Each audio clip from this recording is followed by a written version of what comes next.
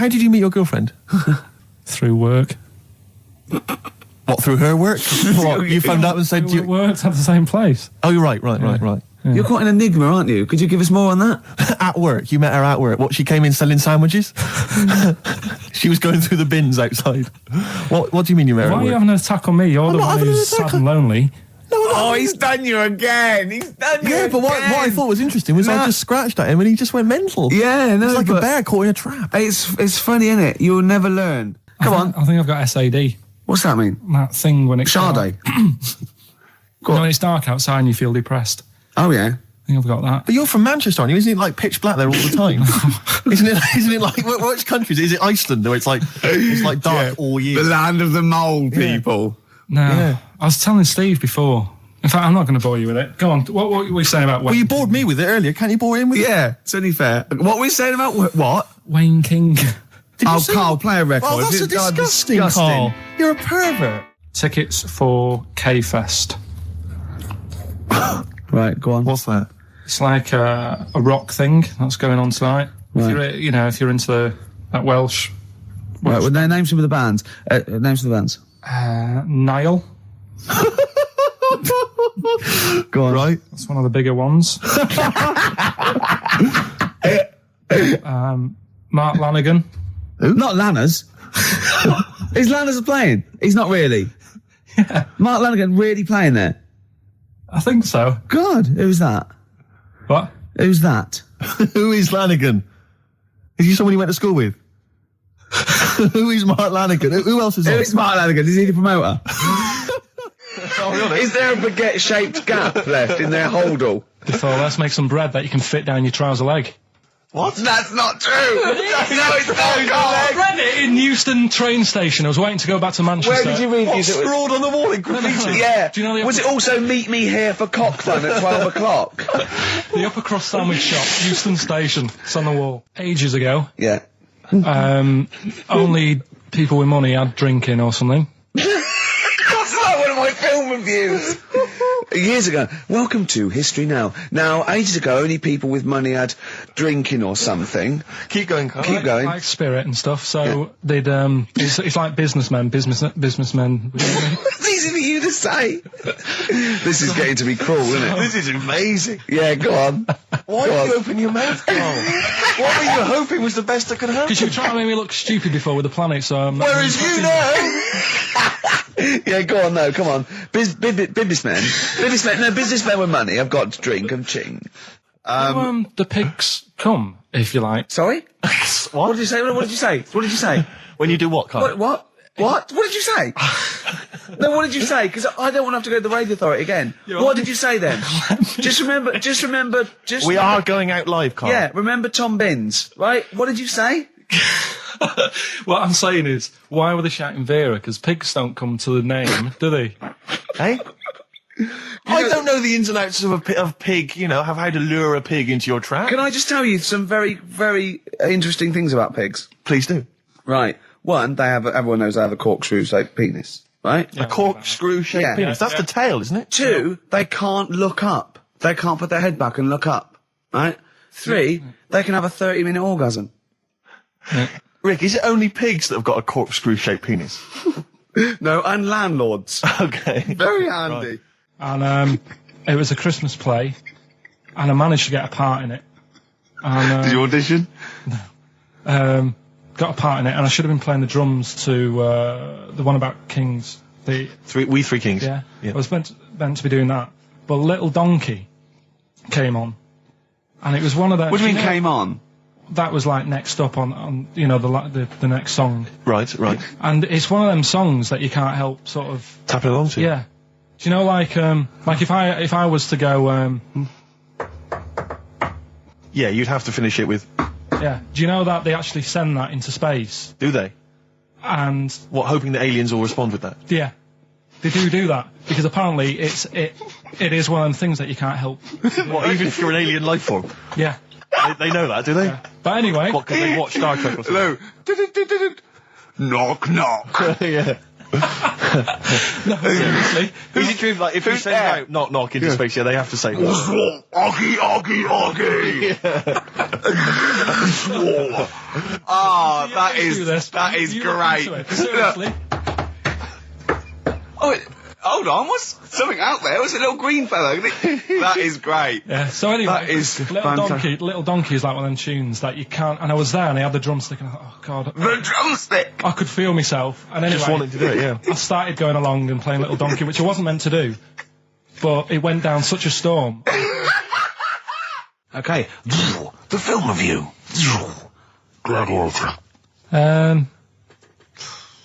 It's alright, nothing great. It's like an old, sort of an old version of Rocky done in the olden days, really. Right. A bloke fighting other people. Sure. How sort of well known is the story? Do you reckon people know the basics? Well, just very quickly, just do the plot. Quickly. There's a guy called Max. Maximus, yeah. Yeah. There's Caesar, and there's Caesar's kid, and Max goes to war, sort of wins it, comes back. Caesar says, "You're good at what you do. I wish my son was as good as you. So I want you to be in charge when I die." His kid finds out, a bit annoyed about it, kills his dad, because he don't want anyone to hear that he said that he wants him to be in charge. Yeah. So his kid gets in charge and thinks, I'll show you. You're not going to be king, I am. You're going to be a slave or something. And then, next thing you see is... Sorry, can I just stop there? My only thought is the film's 3 hours long, so maybe we shouldn't go through the whole plot. We've done the first 10 minutes, but go on. So, yeah, he's a slave and then... Yeah, but then, that was an interesting bit that I thought, right? I mean, I was watching this with a girlfriend. She was already annoyed because she wanted to watch Friends on E4. Okay. Yeah. It was a good episode as well this week. Was it? Yeah. Don't tell her that. Okay. Right, so she was annoyed and she said, come on then, put it on. And I got it wrong straight away because it says on the back 149, so I thought that was an hour and 49 minutes. It turned out it was 149. No, I thought it was 1 hour 49. Yeah. But it was 149 minutes. Sure. So it overran anyway. By 40 minutes. Yeah. People got sick of him and they said, oh, we'll have to get rid of him. So they tried to, he loved cakes as well as women. Okay. So they said, let's poison a cake. And they poisoned a load of Easier than poisoning a woman, wouldn't it? And he ate these cakes and it just didn't kill him. And they were like, God, what's going on? And they kept giving him more and more cakes. And he was suspicious. And that didn't work. So the fella said, that's it, I'm going to shoot him. So... They were like, I'd be there sort of punching people in the arm. That's a great game. Oh, I love that, punch people in the arm. Is that part of the Olympics now? it's, I think it was exhibition this year. Right. But it's going to be a pro next year. It's going to be the Winter Olympics because you've got to do it in just a cap sleeve shirt in winter. Yeah. So you're playing that? She, but whilst But she didn't appreciate that. She used to go, ow!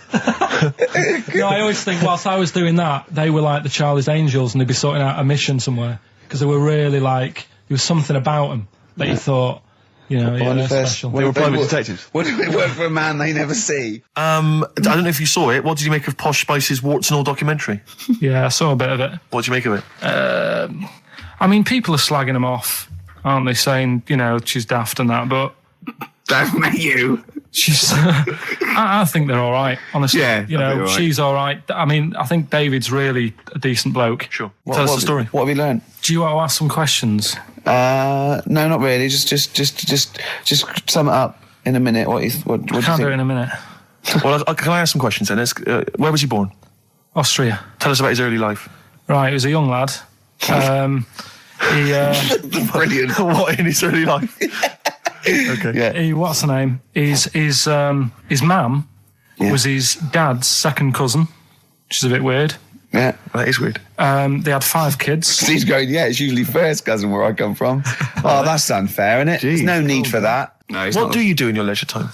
I like, going out for food and that. Right. Foraging. What do you mean going out for food? Like come have a little hole and go hunting. Yeah. This is Karl. He's hungry. He knows he has to get to the greasy spoon by 11. Wow. Wow. Wow. Many of Carl's close friends have never made it across this road. There was a zebra crossing installed just for the safety of Carl. Beep, beep, beep, beep, beep, beep, beep, beep, beep. Can I have a bacon butty? And Carl is enjoying his... Wow, but he has to get back. His girlfriend's asked for one as well. She's home with a PlayStation 2. Wow. Oh. We just had a call from someone saying his company would sponsor Carl, right, to be raised by all these balloons if he could have a walk-on part in the office. And we immediately went, oh, we're worried about that sort of thing. You can't really promise that artistic, you know. And I was worried about the legality of it as well. How can you promise someone that for personal gain that's a private and all that sort of stuff, right? And I went, oh, I don't know. And anyway, put the phone down to him and Carl went... I love the fact you're more effing worried about that than me being raised 30 feet in the effing air. You started getting scared, did you? Are you worried about it? Well, You're quite excited about the idea of the challenge, aren't you? I like the idea, but I want, like... Why do you like the idea, Carl? Oh, what if it went all wrong and we're there going, oh, the humanity of it. I think we need Carl to get... he's just And the rope would pull out my trousers and Oh, no, it's definitely got to be Dr. Fox if that's going to happen. Oh, God. Oh, we've got to do this. I both think she's a fine presenter, and I think she'd do very well on it. And I think it's a good move as well. Yeah, but can you just say it's not forever? Isn't it? No, I think she'll become more popular than us. And I think that'll be the end of us, to be honest. Well, she can string a sentence together. I think she'll get lots of PR and everything. And she goes out with Big Boy Slim. Big Boy Slim. Who's, you know... A good DJ. He's a good DJ. And, is her name Zoe Slim now? Yeah. Right. And, you know, there will be nothing. It's 3 months, isn't it? She's taken over for. Is she getting paid the same as us? I don't know. We'll find out. I bet it's a hell of a lot more. I'll go mental. I bet it's good money. It's good money. I'll go mental. A kid used to take a horse into the house. Sorry. Whoa, Neddy. What do you mean a kid used to take a horse into the house? Where did he get a horse? Must have nicked it from somewhere. Must have done. You've seen a horse in it? No. What, is that from outside the saloon round the corner? Yeah, was it just tied up with a bit of leather? Right? Oh, that's great. Big Jake coming looking for it. I'd been out. Oh. No, sorry, let me get this. This was before the lynching stopped or after. Where did he get a horse from? What do you mean he must have nicked it? His mum said, where'd you get that from? I bought it. All right then, but keep it out the kitchen. I don't want you going cattling rustling. Where did he get a horse from, Carl? And how long did he have it for? Was he leading it or riding it? Mum, open the door, I can't stop. I can't stop it. Open the patio door as well. Looks like we got us a runaway. What do you mean? I've sort of... Don't think you can ever be boring. No, but what I've done, I've took like different ones. So I've took a good one that I think, that's a good quote. That was worth putting in a book. I've put one that isn't really a quote, so I don't understand it. Oh, yeah. One that isn't clever. and a funny one. So a bit of variation out of one book. Oh, how long did this take you? What did you do? Did you sort of like sit? About half an hour last night. And did you sit sort of like quietly at a desk or something? No, just in the lounge with the telly turned down. Oh, right. Just to give a bit of light to the room. Just had it on, but turned down. Have you figured out lights yet? So, so the first one, and it was like they stuck some bacon on his head. And as ever, the vital piece of information, i.e. the reason, Carl seems to have forgotten. Because the worm was in his body, and they said everyone likes the smell of bacon. Including worms. Even a Vietnamese lake worm. They love bacon. Remember last week when I said about the little fella with the bone with no brain, and you were proved wrong? No. We were saying it wasn't a little fella. We were saying it was a stillborn child. It wasn't a little fella. You're changing it now. You weren't having any of it last week. Right, hang on a minute. I'm getting confused. There was a Vietnamese snake that went inside of a soldier. A little like maggot or some sort that you have to get out of your body because it causes problems. Yes, and so in order to get it out of the body, they strapped bacon to his head. Yeah. That is great. This doctor. And did that work? I think so. They had a picture of him smiling. God, what, the worm or the bloke? The bloke. Oh, dear. Honestly, I hope someone knows the story. And it was about 3 years ago, I reckon. Okay. And, it did work. G.I. Bacon. So this is why so what, the worm burrowed out of his head to get the bacon? Get to the bacon. Right. That's great. When my dad was when he was a taxi driver, Yeah. you used to have to sort of do your bit for the local area. Oh, God. By taking the Forest Gump people to Blackpool. Yeah. Is that what they're called now? The Forrest Gump people? Is that what the organisations that support them asked for them to be referred to? A minibus with Life is a Box of Chocolates.com. Well, Forrest Gump types. It must have been, so you worked with these people. It was the people with learning difficulties. And he used to get 5. Coming home must have been a busman's holiday. So he got 5 of them in the cab. Yeah. And he had to go to Blackpool, and 4 of them were really good, behaving themselves, didn't mess about, weren't fighting and stuff. But there was one who was just causing loads of trouble, and they couldn't control him. Oh, and what you've got to be able to do with people like that, you don't want them to get stressed out, because it's not good for them. It stresses them out, and you could end up with a bit. Thanks, Dr. Karl. You could end up with a bit of a riot on your hands. So he thought, I'll nip this one in the bud right now, and he pulled up just on the outskirts of Blackpool. And he took the one out that was causing problems and put it in a wheelie bin.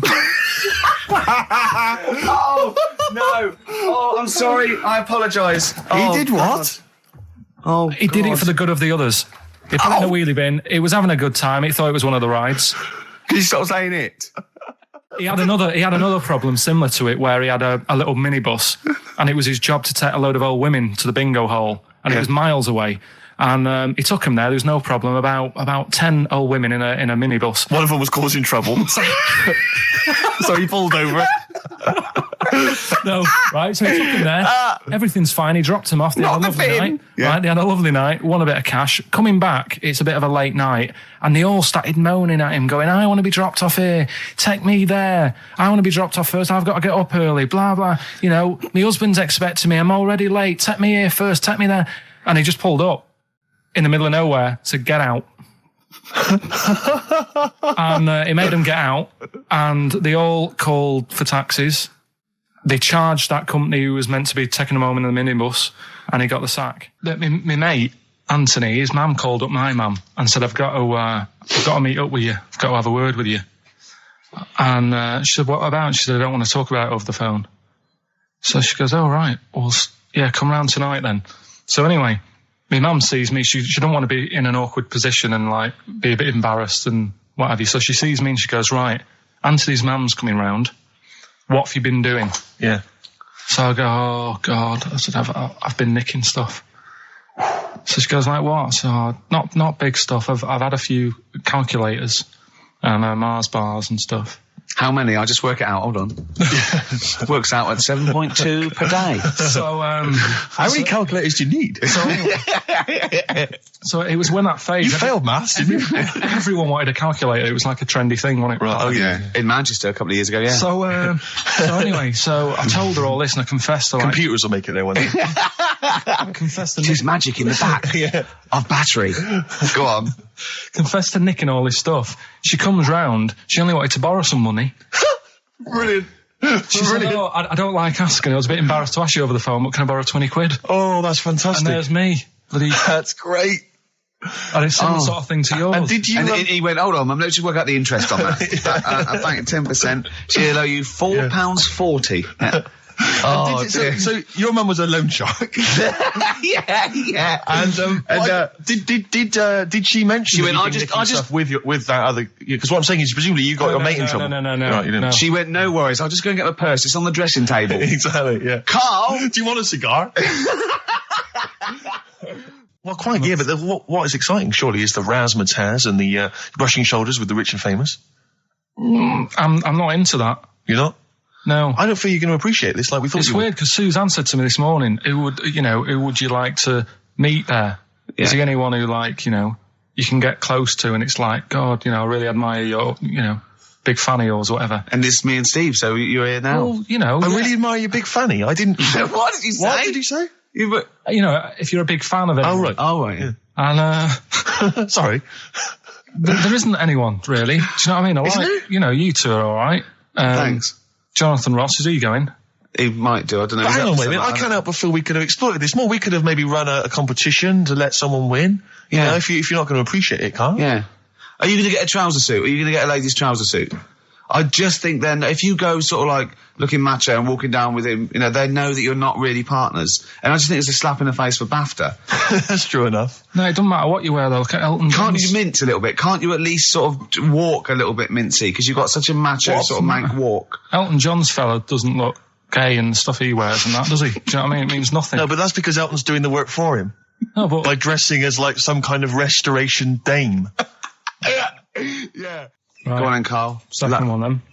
This is a bit easier, but I still think it's a good one. So this is, we should explain what this is if you've just tuned in. It's one of those stupid lateral thinking problems. That Carl himself has created. Yeah, that was his homework. Right, this one. It's a fella. He has a normal day doing stuff. Nothing wrong with him. Right? And It's the twist in the tale. It's just like Tales of the Unexpected. Yeah. Just a normal day, nothing wrong with him. Hold on, though, he's got the legs of a fish.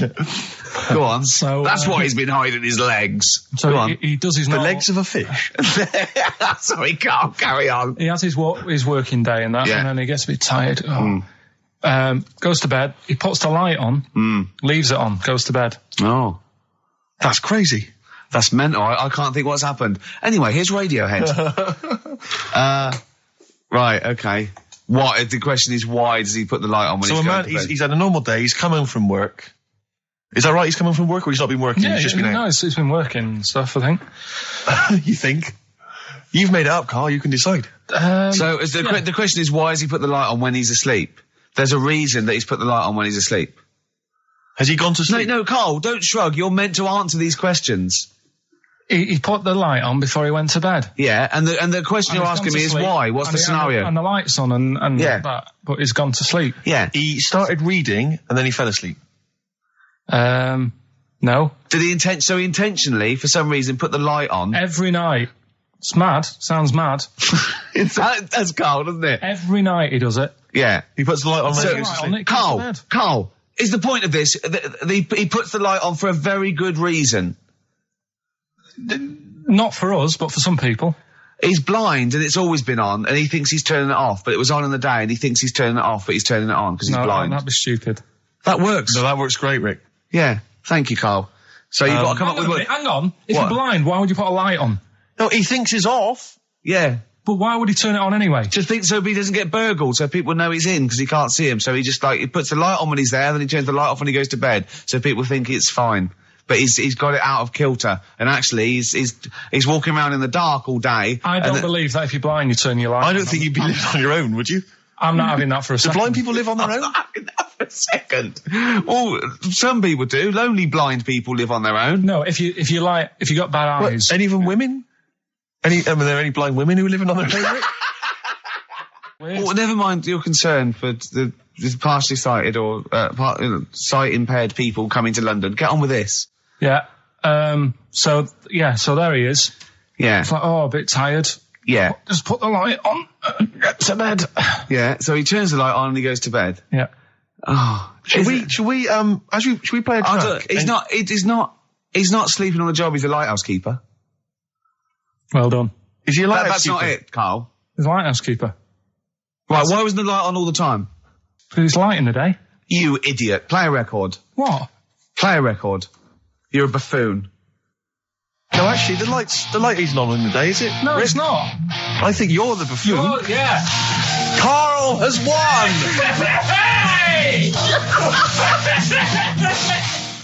So this week's and don't say it if you know it, because the idea is that people can... right. There's this bloke, and he buys a new house, right? And he's well happy with it. His girlfriend moves in with him and stuff, and she says, right, let's clean it up a bit. Yeah. And, straight away it'll be worth more money. Good idea. So he says, right, you do the kitchen and I'll do upstairs and that. She's stripping the kitchen down and he goes upstairs and he's in the bedroom and notices little hole to the attic. Oh, right, brilliant. Right. So he goes, I wonder how much room's up there. I've never weighed it up. So he goes up there, and it's all like dusty and a mess. And he goes, this could make a good bedroom, this. So he starts cleaning it all out, puts all the rubbish, like, bins the rubbish straight away, and there's little boxes with bits in that don't belong to him. So I wonder what's in here, right? So he opens one of the boxes. It's like a little lamp. Oh, right. He goes, this might be worth a few quid, right? And he rubs it. Magic lamp. And all the room goes all sparkly and stuff. And he goes, oh, what's going on? And then this fella appears, right?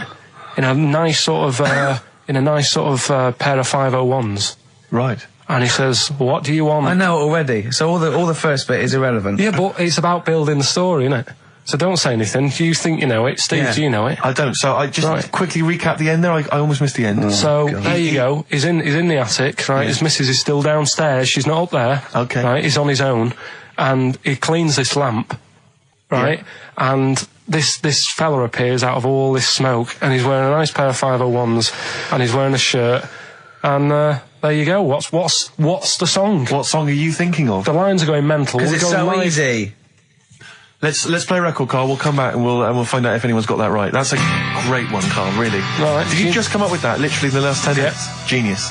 This is genius. Definitely. I mean, if those calls aren't from major TV companies, I don't know. Dynamite stuff. A lot of them are. What's his name's lawyer? Simon Mayer. Simon Mayer. Little by little. That's my favourite thing I've done for years. Yeah, not bad, not bad. That's great. Back to form there. So, okay, line. The lines are going mental just because it's easy. Go on then. So the first one to get it. But well, it's not that though, Rick. I mean, Carl has just decided to revise the actual rules of the competition. Yeah. So that we've decided is very easy. So that's now a qualifier. And so then they have to answer one live. Exactly. So whoever gets that one right can play for big money. Is it a quick one as well? Because some people will lose the will to live. Yeah. Just cut to the chase. And because they've got to qualify now, we're throwing an Office DVD that aren't ready yet. That, won't you? Yeah. Yeah. No. That increases value by 42 pence. Right, go on. We'll just go live, yeah? Hello, XFM. Yeah, hi, how's it going? Not too bad. Not too bad. Listen, a very, very quick recap, Carl, if you will, please, for the people listening. Very quick. Right. A man ends up in a loft. Man's, after moving into this house and he's in the loft. And he's tidying up. His missus is downstairs doing the kitchen because that needed doing. He's up there. He's cleaning up, emptying the boxes. He finds a little. He rubs a lamp. A fella comes out wearing 501s. What's the song? What's the song, mate? are you talking to me? Yeah, sorry, yeah. Well, look, I'm sitting in this bar, right? I'm not ringing up relating to anything that's going on right now. I'm after one of these armbands to go and meet Bowie on Monday. Can you help me out? What? What? Piss off. You can't say that to our public. Yes, I can. What I can't bear is people begging, Rick, on the radio. You know, I can't bear it. Is that the Australian bloke who's got the Bruce Springsteen tickets? Hello, XFM. Hello. Hello. Are you phoning up for an armband? No. Okay, great. Gene Genie, of course it is. Well done. Well done. Right, what's your name? Everyone else can ring off now because this. Well, she might not take the challenge. What's your name? Hello. What's your name? Christina. Christina. Right, do you want to take on the challenge? Yeah. Yeah? Oh, right, so this is for... She's already won a couple of CDs. This is for the Office DVD. Right. Okay. Signed by Ricky Gervais. Did you witness a murder while you were doing this? Yeah. It was like that sort of Sliver film where that bloke had loads of tellies watching. Yeah, it was nice. So that was going on in my mind. And then I was washing up and I picked up the plate and I thought, oh, it's amazing, isn't it? The human body. The way you can just sort of... You know, I want to pick that up, and you do. Yes. And the way your hands work, right? Yeah. You've got 5 little digits, but it's just the right amount to do what you've got to do, right? So I'm cleaning the plate. Sorry, Carl. Stop. It's just the right amount. Might be one of the most genius things I've ever heard said. I would love David Attenborough to phone you up and say, Carl, how do I word this about the evolution of the mammalian front limb? Just go, we'll just say it's the right amount. But it is. One extra would get in the way. Yeah. And one less would just make it that little bit more tricky when picking up a bit of a slippery dish. Sure, or buying gloves. Yeah. A slippery dish. So then I was thinking, imagine like going to the doctors and he's saying, yeah, everything's all right, your art's good and everything, but... Your art's good? What, your Larry's, or...? Yeah, Your heart. You're in good form and whatever. Sure. It's good news. You know, I had Giano in earlier. He's not looking good. I had Fat Swallow. But you're all right. But your hands need to come off. Right. Blimey. But, That's bad. Like, I get a second opinion initially. but I better good news. I've got a nice pair of feet I can Sure. sort you out with. Yeah. And he puts them on, and then I was thinking, right, first of all, washing up, what would that be like? I thought, Steve. that'd be tricky. And then the second thing was, it'd probably ruin the sort of the shape of your jumper. Because you have to keep putting the feet through there. Yeah. And then I thought, I could still cycle in Okay. to work. You could run in. Well, that's the thing. You'd be really fast. Well, that's what I was thinking. I thought I could still cycle because I could balance, and then I thought, but the only thing is I probably couldn't pull the brakes. Because of the little short things. Yeah. And then, like you, I thought, but then again, you're running in half the time. So that's what was going on in last night. So she said, yeah, it's a nudist beach. So I said, well, why, what? I said, we're all it's all mixed up. Normally on a nudist beach, it's a nudist beach and you don't go wandering on there when you get your clothes on and that. So it annoyed me a bit because there wasn't any signs. So this fella's getting closer. Well, the knob out was a sign. Yeah. Right, so he's getting closer. And he walked past me. It was an old fella. And he walked past and he had a hat on and a little pipe and a big rucksack on his back. Right, so he got me thinking. Not strictly naked. I'm walking along and I'm thinking, right, why do people want to do this? So straight away, I wasn't on holiday anymore, because most of the time when I'm on holiday, I don't think about anything. Right? Your mind's a blank. I just switch off. Right? But all of a sudden, this has got in my head now, and I turn around to look at him, and Check out his arse. and this bag, right? I swear, That's his ballsack. it was massive, right? What? You had a massive bag. The bag, His rucksack. his rucksack. Oh, right, okay. 'Cause when he said there was an old couple coming towards me, I said, what was lower, the bloke's bollocks or the woman's tits? And he said, well, that was another point. She might as well have wore knickers. Because I was so naked to see it. That's what he said to me. So you saw the bag. So it annoyed me, yeah, because the whole idea in it, this is what I think, I mean, I might be wrong, right? Might be wrong. Chances You are never have quite been. You never have been before. Being nudist, right? What's it all about? So I'll tell you, on that point, Carl, let's play a tune. Let's come back and we'll discuss. What are we going to play? We'll discuss that very issue. We've got some ideas. We did chat about this last week, Carl, in your absence. Alright, well, we'll play the choral. Okay. It's a good one, this. Yeah. I'm sure if there's a doctor listening or a nurse, they will clarify Right. that if they pump you with all sorts of stuff, it wants to come out. Right. So you're sat there having a serious chat. It's a quiet hospital. The woman next door with the blue hands suddenly starts seeping gas, right? Well, I start laughing. Because if there's one thing that makes you laugh, it's that. It's a 98-year-old woman with blue hands farting. So you try to hold it in because it's a really quiet hospital and it'd be obvious that that I was laughing at her, and I didn't want to be mean, but it was funny. And then it got me talking about my auntie, because my auntie Nora, she same thing, pumped her with loads of drugs. She used to have a cabinet next to the bed is like boots. She's got loads of stuff, right, for all sorts of stuff. And I mean, she's not that old, but she's on loads of stuff, right? She's a bit coked up, as she smelled. She called up my mum once. And, Yeah, you told us this. Go on, tell it again. And she said, oh, how are you doing and that? She's all right. Bit worried though. My mum said, wow, what's up? She said, I've been breaking wind. So she goes, well, you know. She says, no, but this one is going on and on and on. And she was like, she was like, what do you say? What's like passing wind, farting for 5 minutes. One thing, not like, you know, trumping and then nothing. Yeah. Continuous drone of a fart. I'm eating. Hey? I'm eating. So am I. Carl, you have to carry on. Right, yeah. We're all eating. Crisps, food crisps. So last week, yeah, you were playing your feature, that song, I Shouldn't Switch Off, because I'm enjoying the story. Yeah. And we played Living for the City, only you played the single mix, which doesn't have the entire second act, if you will. Yeah. So, Carl, you've not heard it before. You're excited before. You're excited to hear the second act, because as far as you're aware, there was a young guy, he's living with his family, they're fairly impoverished in Mississippi, but, you know, they're happy, they're getting on all right. But you're not even aware that he's moving to the big city. No, it just fades out. Well, that's the city in question. I mean, I've liked this song for, must be, 3 or 4 years, and I've always listened to the single version. I had no idea that I didn't know the full story. So, yeah. It's not, I mean, I know your attention to detail, you like to know the full story, like, where everything was. Well, the whole idea of the feature is to say, you've got to listen to the song. Where was the lead plate thing? Where was the lead plate thing? That was like a few years back. Where was it? In Britain and Scotland. Yeah. It was a problem all over the world. They had to deal with it. You're making it up now. Is it something you saw in Lord of the Rings?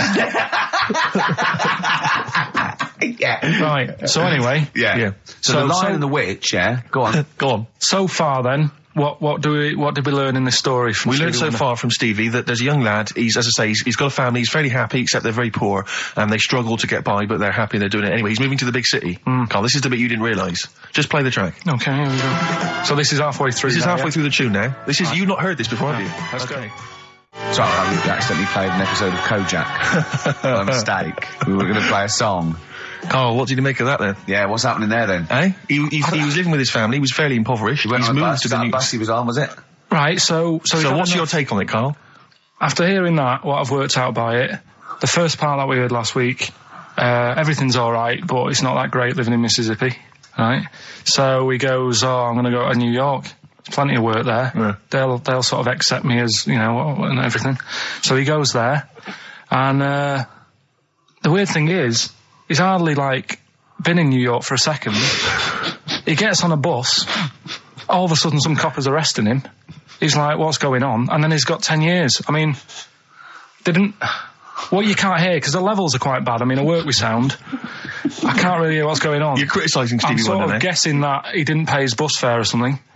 And 10 years. He got 10 years for that. I really don't know what was going on. And the last one... I've got that one. That's terrible.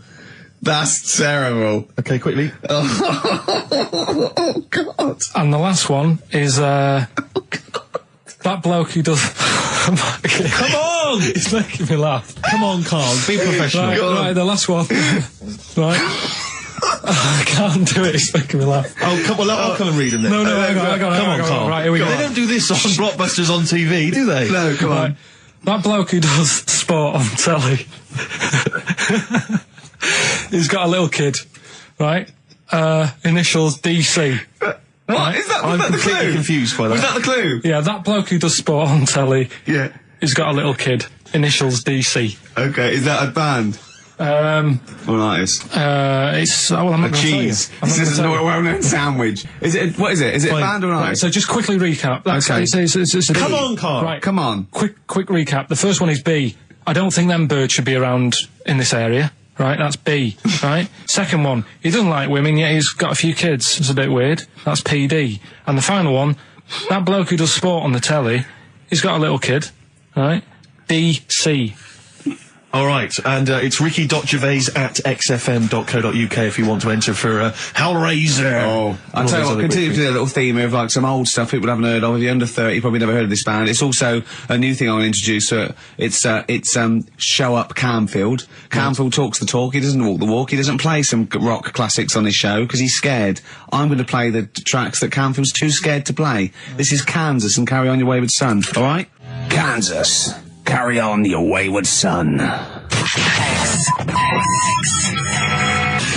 No, again, I spoke to you in the week, and I had much better things, like when I tell you about Brian Blessed climbing Everest, and for some reason it made him, it played havoc with his belly, and he followed through, and he had to clean up. Shut himself? Yeah, using ice and snow. Why are you telling me that Brian Blessed, in what way is telling me that Brian Blessed shit himself once in any way educational?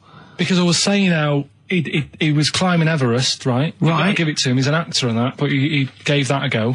Yeah. Right? It played... What's the point of that, you'd say, wouldn't you? You'd say, God, he's he's Oh, so he's alright. Me doing a boxing match for no reason is rubbish, but him climbing Everest and shitting himself, Yeah, he did that. It's commendable. Right, and he's only going to, go and do it again. He's going to climb it again. Yeah, but he might not shit himself this time. Yeah, what's the point in going? Nothing's changed up there. Yeah, good point. Yeah, It should be. Well, it has. They've probably cleared it up by now. Right, but it's sleep on it. I can't even be Go- bothered telling you this one because. Come on, To be just honest- do it. Or do it now. Steve, how we doing? Look, no, never mind that. Look, just tell me what that means. Oh, he's a nuisance. Oh, this is so annoying, Carl. I'm going to go mental. Right, talk. Right. Listen, I'm just putting Right. this in here, right?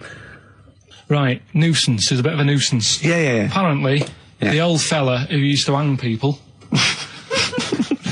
1800s. Yeah. Yeah. He used to be able to tell somebody's weight just by looking at them. Right? That's a bit of a bonus fact. We'll be the judge of that. The thing that I wanted to tell you is money for old rope. Do you know what I'm saying? I can't even be bothered. Yes, you're going to tell me now. Come on, Carl. I mean it. Basically, money for old rope came from the right. What was all that about? He can tell someone's weight. What was all The that bonus for? fact. And blind blessed shitting himself. What are you? What? Look, don't you? No, tell me that now. You nearly made me swear. Then, I'm getting really annoyed. I'm getting really annoyed now. Tell me this back, Carl, or I'm going to go mental. Come on, Carl, time's running out. More that people years ago, when people used to be hung, right? Right. If you didn't like the person who's been hung, you'd go, God, I really don't like him, and so you never forget the Because time. even when if they're being hung, we take that as read. Yeah. Yeah. Well, so they never forget afterwards to get the hangman to get the rope and to cut it up into little pieces, and he'd sell them. He'd sell the little pieces of rope to people. and See, they'd go, Carl, that's the most interesting thing, if it's true, that you've come up with. Right, okay. And so so they sell the rope, they sell the rope, and it's money for old rope. money for old rope. Meaning, like, God, it's easy to make money. That all they have to do is cut it up and sell it. I'm cynical. Sorry, you were telling us a story about... So anyway, she'd get the newspaper, right, and she'd stick it in front of my eyes, and What does that say? Go on. so she'd You inherited a lot from your mum, didn't you? So she'd cut me fringe, right? Yeah. Well, then she'd go, it's not straight. It's not very good. So she'd go again, and she'd keep going. And the problem Is that why you're bald now? I was going to say, is this that you have got hair, Well, but she has to get it right. Yeah. And it takes her to the back of your neck to get it even. She sort of removed the newspaper, and she was like, oh, God. And I said, what? And she goes, oh, I'm sorry. And like... What, did this happen every Sunday? Can I ask you, Carl, when she was cutting your hair in this picture, do you think she was maybe sidetracked by an interesting article in the paper and really wasn't paying attention to or what she was did her doing? favourite hymn come on? Yeah, and indeed. she started Or Compo was rolling down the hill. in a bath. So I ended up with a fringe sort of on the back of my head because she just kept going further and further. Right, there's a little midget. Right, there's a circus. I'm loving it already. Circus going on somewhere. I think it was in America. And Is that present day or old times? I'm talking like in the last 3 weeks. Okay. Right, little midget. Circus, really packed out show. People are loving it. Steve, you'll ask the same question I did, I know. So there's a little midget jumping up and down on a trampoline. What circus is this? Right. I'd pay good money to see it. So everyone's clapping, and he's getting carried away. Because he can't believe they're loving it. I didn't know they'd like a little person on a trampoline, but they love me. But you know what it's like when if there's a crowd of people sort of encouraging you to sort of go higher and stuff. Yeah. And I'm sure he knew it was getting out of hand. But he was jumping and he was coming down the road going higher, and he's going really high in the air, right? So he's doing this. Crowd are clapping. There's a hippo, right, just sat next to the trampoline, getting ready to come on and do his act. Oh, right, I thought he was in the audience.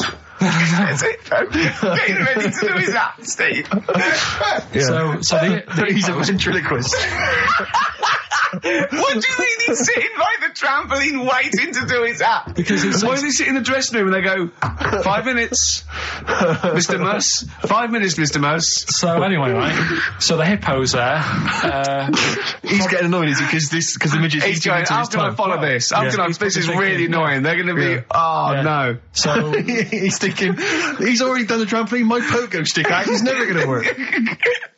Yeah, go on. So there's a hippo waiting. See, it's a great story, and I just know he embellishes it or it gets slightly wrong. Go on. So there's a midget jumping up and down, the hippo's getting annoyed. The crowd are going mad, the midget's loving it, can't believe his luck. Although you think, he probably knows he's dicing with danger. Yeah. So, next thing you know, they're all saying higher, higher. He gives it one big, heavy sort of landing on the trampoline. goes really high, but goes off at a funny angle. Oh. Hypotenuse. Okay. Yeah. And sort of flies up. Sure. Flies off at a funny angle. Oh, dear. Hippo's there, swallows him whole. Crowd are clapping, thinking that's why the hippo was waiting there. Rubbish. Rubbish. Right, that's Aqualung. Good time's gonna come, innit? Right, Carl, come on in, educating Ricky. So, don't let the cat out of the bag, that's where that comes from. Comes from a crafty butcher.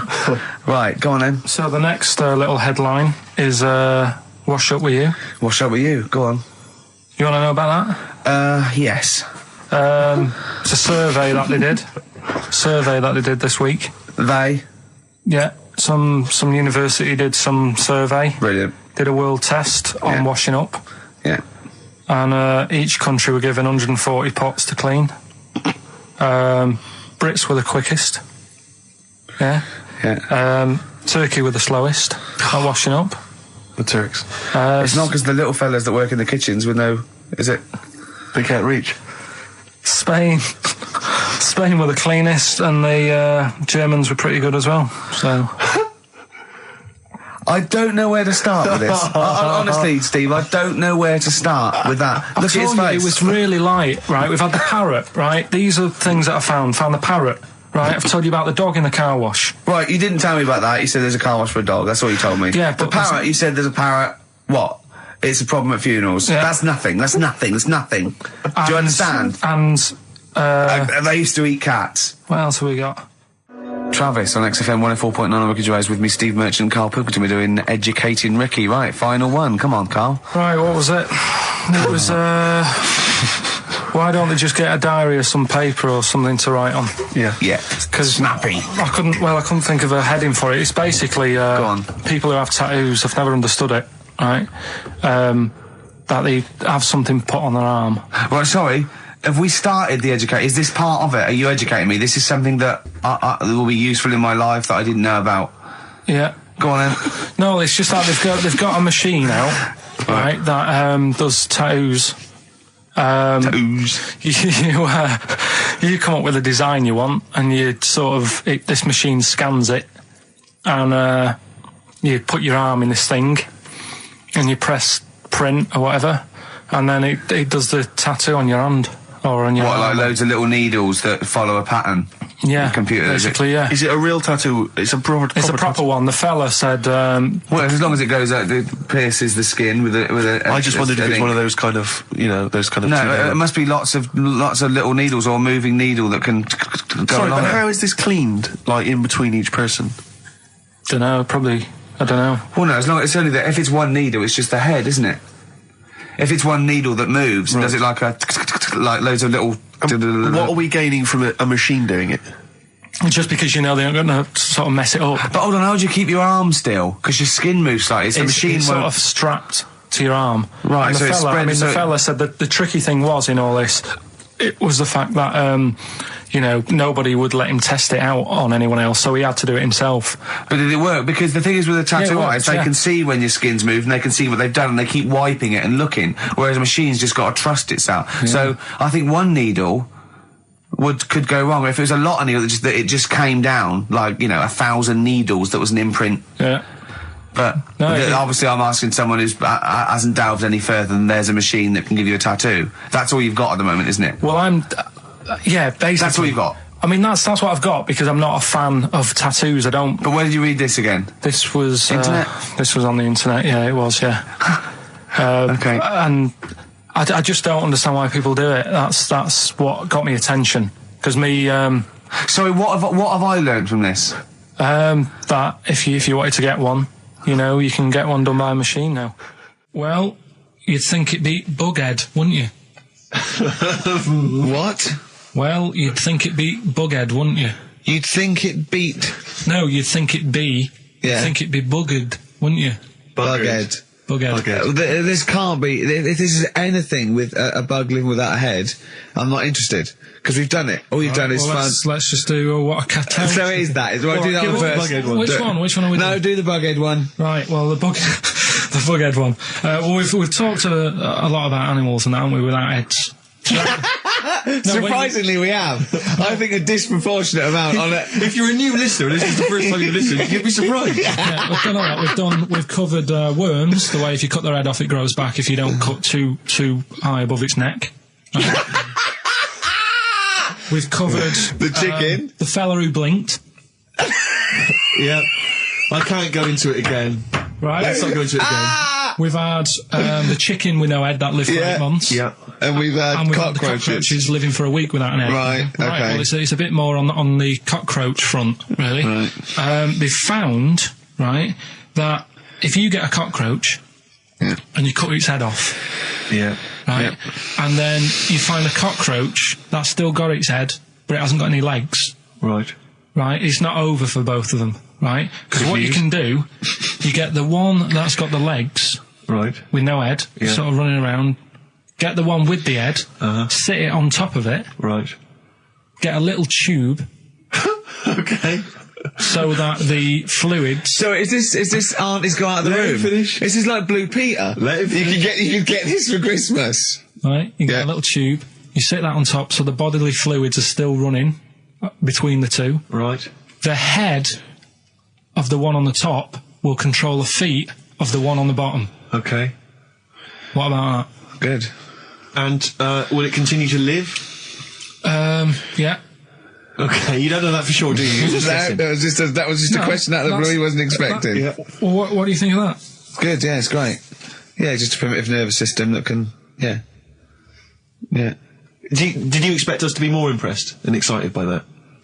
Did you fall off your chair when you read that? Did you literally topple off? Snowbird from Mark Eitzel, part of his covers album. He's so happy that the XFM listeners understand his stupid clues, and he knows it annoys me. We've got some right We'll answers be from giving out the Rockbusters. answers just quickly, just in case someone sort of missed one of them. I'll just quickly do them, yeah? Yeah, go on. First one, there's a load Short of letters. show. There's a load of letters there asking for advice. Put them on Claire's desk. Oh, a Merry Christmas. Ask your mum if you should. Oh, a Merry Christmas. And a couple of people were arguing in the supermarket. It was at the fruit Christmas, and that's veg why. counter. And that's B. Okay, we'll give those answers out shortly. Yeah. Right, here's the last clues of the year. You had, there's a load of letters there asking for advice. Put them on Claire's desk. Go that on, was no idea. F. That was for foreigner. For Rayner. I don't know what you mean. Claire Rayner. She took advice. She gave people advice.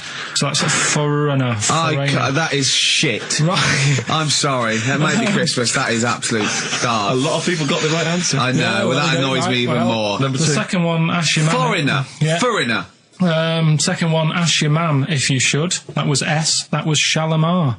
Shalimar? Shalimar. Right? No, bizarrely, what was the clue there? Ask your mum if you should. No, we got a lot of people saying Smashing Pumpkins as the answer to that. But I don't know who's saying that today, Mum. Smashing Pumpkins. Merry Christmas, Mum. Smashing Thanks very Pumpkins. much. Nice bollocks. Yeah, exactly. Oh, that's great. That's great. Right. Smashing Pumpkins. Wow, here's a bit of a turn up for the books. Karl Pilkington on the line. Right. Yeah, where you been? I'm off ill, aren't I? Right. Okay, what's the matter with you? Just a bit bunged up and that, and got the shakes, got that sort of, that shaky thing I get. Yeah, that's because you didn't eat last time when Suzanne was at work. Yeah, well, I think that's what brought it on. Plus, she was away in the week, and I put some wet jeans on. And I think that's what's caused the problems. When did you put them on your head? No, they were just on the Maiden, and the legs felt dry, but they Just were on the what? On the what? Have you got the maiden? What was she doing there? What do you mean? On the Maiden that you put clothes on. What? Your clothes horse. Maiden. Your clothes horse. Well, yeah. Right, okay, so you put wet jeans on, yeah? So that's why I'm ill and that. I'm Right. not having a good time. I've been watching the football. So you're just sitting at home watching telly where you could have been sitting here? Well, I would have been better off there because I've got a chair there. I've got no chair at home at the moment because Why? I sold it last week. Why did you sell a chair? What, you sold only the had sofa, one I was chair? telling you. What? Look, can't we just, I just was calling up to let you know I was alright and that. We're not interested in that. We want to know about the chair. I sold it. I had a little two-seater and I sold it because I'm getting a new one, but I've got to wait another month. So you've got to sit on the floor for So a you month. sold a chair before you had another one? Well, she might not have wanted to buy it in a month or something. so I got rid of it whilst I could. She was alright, buddy. We'll talk about that next week. Oh, you're going to be in next week? I look forward to that then. That's a dynamite piece of radio to tune in for. The Yeah. day Carl sold a chair. Brilliant. Alright. So you alright then? It's going alright? Well, why did you take this long to call? We asked you to call since the very Because I was beginning. We've been watching phoning you. Why is your phone Yeah, switched off? I heard the beginning. I heard the beginning of the show. I thought, yeah, it's going alright, did air and stuff. Turned it off. In You fact, turned it off? No, I put a tape in though, because even though I'm ill, I'm still showing an interest in it. Well, you're not. If you're watching football and shaking. Yeah, well, I'll listen back to it later, so I hope you haven't been dissing me. No. Right? Definitely not. Don't I'll listen be back to it, it's not watching worth it, but we haven't been dissing you, no. The darkness growing on me on XFM 104.9. Oh, it's all going well already, isn't it? The microphones fell apart. Carl's shouting because he got headphones on. His music's turned up too loud. Canfield level.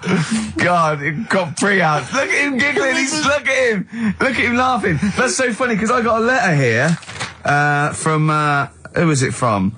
Mike Heel, who sent me a little picture of a little Japanese fella from a film who said looks like me, and he does a little bit. But he says, please can you make Carl laugh? I've never heard him utter as much as a snigger, and I'm worried he may have a genetic disorder. Well, I mean, he has got a genetic disorder, obviously. But, he was giggling then. I hope people heard you then. Look at his little face. It was a joy. Oh, I love the things that make him happy. But I love the fact just before the microphone came up and just before the record finished, he had his headphones on, the music was too loud and he was just shouting, Bauhaus is not working! Bauhaus is not working! Play something else! I went and found Ziggy Stardust by Bauhaus and he said, why isn't it working? Look at him giggling, look, he's lost it! Is he going away? Are you on drugs, Carl? What have you done? He's tickled, look at his little, he looks like one of those shaved monkeys. Look at his little, oh my god, I've never seen a forehead glow. I know, it's extraordinary. Oh. And he's got that red shirt on as well, so the whole of him is just a big glowing... Carl, what are you trying? What are you putting in? I'm going to see if I can get this to work. Go on then. Hang on. Brilliant radio. I hope Dr. Fox is listening because I think he's eating his words right now, Steve. Right, I think I've done it. Well done. That's excellent. Right, what Let's we're play doing? Bauhaus now and let's try and compose ourselves. This is Ziggy Stardust by Bauhaus. Actually, a bit of extra monkey news if you want it. Okay, always. Do you know the, Monkey News Extra. Go on. do you know the Halfords ads? Halford's ads? I don't think so, no. What happens? Halfords, they've you know, they sell nuts and bolts and stuff. Right. They were using monkeys in the ads. Okay.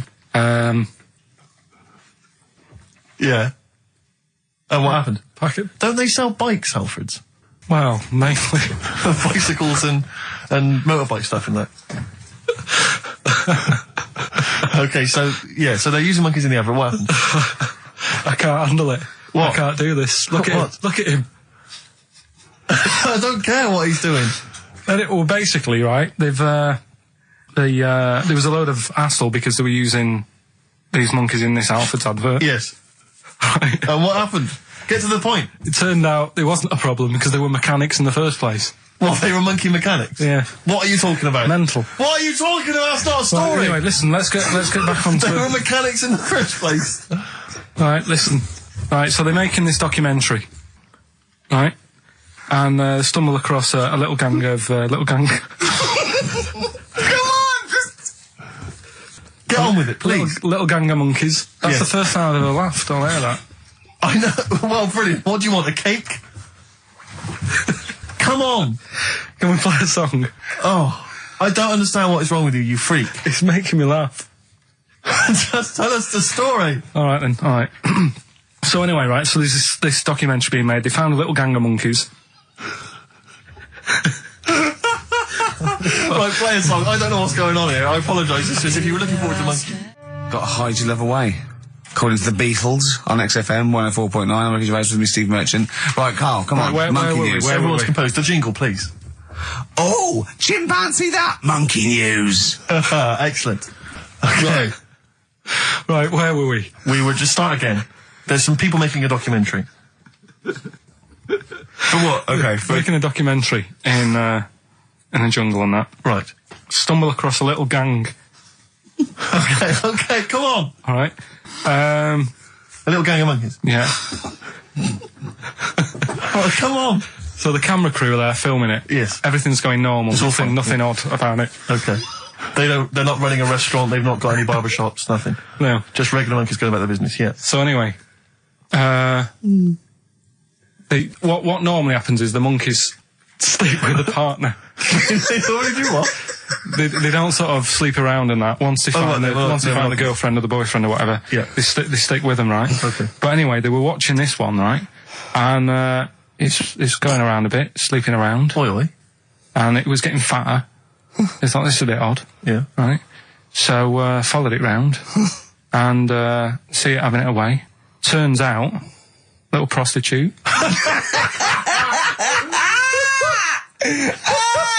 Oh, God! It's a little monkey prostitute. And it was getting fatter because it was charging them bananas. What a load of old rubbish. It's charging them bananas! What was it, a boy or... It was a... Woman. Little woman monkey. That's the most extraordinary monkey news I've ever heard. Oh! That is genius! Has this documentary been televised? I don't think it's been on yet. No. And that's all the information you've got? Yeah. And is that's one banana for everything? Now, half a banana is for... Just oral. A paw job. Right. If you want full-blown monkey sex, it is 2.5 bananas. Sure. So, Let's just play a song. let's just play... All right, well, this is our penultimate show, so we're back next week. We're going to make it a barnstormer, I'm sure, lads. I want 100% behind it, 110% next week. All right, none of this giggling, none of this infantile giggling, like two schoolboys. Right. All right, we're going to come back, we're going to have some quality monkey news next week. We're going to have all kinds of treats, I would have thought. Okay. Some great prizes. All right, are we okay? Yeah, We all best show. behind that? Let's make next week the best show ever. Good luck. If you miss it, then you miss out. We're ending with a track from a couple of years back. I think it was 92, 93. Dinosaur Jr. Start Chopping. Play that. Start playing. Forget Start Chopping. Start playing. All right. All right? See you next week. Yeah. And another bit, this was the best one, right? Grab it! Right, there's this fella, and he was on his bike, right, Yeah. cycling to work or whatever, and he sort of sees this thing in the corner of his eye. Right? Literally in the corner of his eye. Or you mean he saw He just said he saw in his something. peripheral He vision? saw Okay, something yeah. and thought, what's that? Yeah. So he thought, oh, doesn't matter, whatever. And he stops off at a cafe, right, get a little scone, a tea or whatever, and he goes in there and he's sat down, and the waiter comes over. He says, yeah, what do you want? He says, I'll have a scone and a tea. He goes, all right then. So he goes to get it, comes back. As he puts the tea and the scone down, his face is like, what is that? Right, like a look of frightenedness on his face. Right, drops the tea and legs it. So the fella's going, what? So he legs it after the bloke and goes, what? And he says, oh, something came out of your nose. That was massive. Sorry, something came out of the Listen, guy this is all serving. true because people would have watched it, so don't start saying it Sorry, didn't but hang on, I happen. just need to clarify. The guy on the bike... I don't believe he ran away. Wait a I minute. don't believe he legged it. I don't believe he had a look of frightenedness on his face, and I don't believe he said something massive came out your nose. Wait a minute. And I don't even believe he had a cup of tea in the scone. These are the things that I think are embellished. But who had something coming out of his nose? Was it the guy serving the scone? The one who was on the bike who ordered the scone. Yeah, but what It was came out it? of his nose. Yeah, what was it? Came out of his nose. Right, so he goes home and he thinks, I've got to sort this out because he's not good in that. So he But sat. what? No, it was out of his nose. So I mean, it poked out of his nose. It didn't come out. It just said hello and then it... It was like the maggot in the head. Yeah, he just yeah, popped, it just- popped his head out, had a look around, and went back in. Why Like, did the bloke drop the tea and run? well, it's weird, isn't it? All right, so he goes home. He goes Yeah. home and he goes, oh, God, you know. So he sits in front of the mirror and he's sat there waiting. This thing comes out. Again, sort of looks round, goes back in again. So he goes, oh, No scones. right. No, he's... So he goes, I've got to sort this out. He goes to the doctors, says to the doctor, I've got something up my nose. It just keeps coming out and having a look round, going back in. Didn't say that. The doctor's like, oh, I haven't heard of that before. Right? Didn't say that. So sat there. It does it again. The doctor looks, frightened again. Runs away. Yeah. He Well, he's got a look of frightenedness on his face. he had a look of medical frightenedness. He dropped his stethoscope and legged it. No, he said, I know what it was. He said, what? So you got a leech up your nose. He had a leech about that long. What's radio? Well, how long's that? 4 inches. 4 inches coming out of his nose. Next time it stuck its head out, he grabbed it, pulled it out. That's horrible, though, isn't it? Isn't it? Can I just remind people, just let people know, when Karl was saying it was about that long and Ricky said 4 inches, he was using his fingers. Oh yeah, he didn't have his There's nothing else there. feather out. No. So he had a leech up his nose. How did he get a leech up his nose? Don't know, again, I'm not that bothered about that bit. It's just- Buy it if you want, not bothered. Think about it. Come back, right? Come back if you want. Start again, Carl. I lost halfway through. Right, start that second one again. Right, well, you can buy... It's different. Well, the first one was buy it. Well, no, this one was yeah. Well, write it down. Buy it. Right, do it. Do it. If it's a cryptic clue, all the letters count. Do it. Buy it if you want, I'm not that bothered. You know, think about it, come back, check some other places out first before you know... That was a crossword clue in the Times. So we got no time for other clues. Right. So that's SC. Right. Do that clue again. Buy it if you want. I'm not fussed. Do you know what I mean? Think about it. Fust is making an appearance. Fust wasn't there before. Do the clue again. Do the clue again. Initials SC for that one. Do the clue again. No, I don't want to do it again. You haven't finished it yet? I have. That's it. No. Do the clue again. I can't do it again. Do the clue again. Buy it if you want. I'm not fussed. Right? Shop around. Come back. It's up to you. I'm not pushing you into anything. It's up to you. Wasn't there? SC for that one, right? And the final one. That's good. I can play 10-pin bowling again. Okay, and what's the clue? Christ. That's O for that one. O. All right, so they're the three Now I things. assume that I'm not going to bother to look, but I assume there's a jiffy bag of tats Yeah. which people can win. All right, well, great, good luck. Ricky.gervais at xfm.co.uk is the email Play a address. record. Thorns. No, buy it if you want. I'm not fussing. Come back, have a look around. I'm open Wednesdays, by the way. Shut up, for. See you later. I sort of feel like, you know, one thing we've never done, Rick, is we've never pandered to people, but as it's the last show, we've got to give the audience what they want. Right, what's this? Well, yeah, and I was going to say things they don't want as well. And, you know, and well, just basically to keep a smile on Karl's face. Yeah. I say a smile, a sort of not quite a scowl. Yeah, he never really smiles. So, yeah, it's just really as a chance for him to have a go. It's like, you know, you indulge an annoying child. The only time Carl laughs is for no apparent reason. Yeah. What do you think? Like, What do you mean?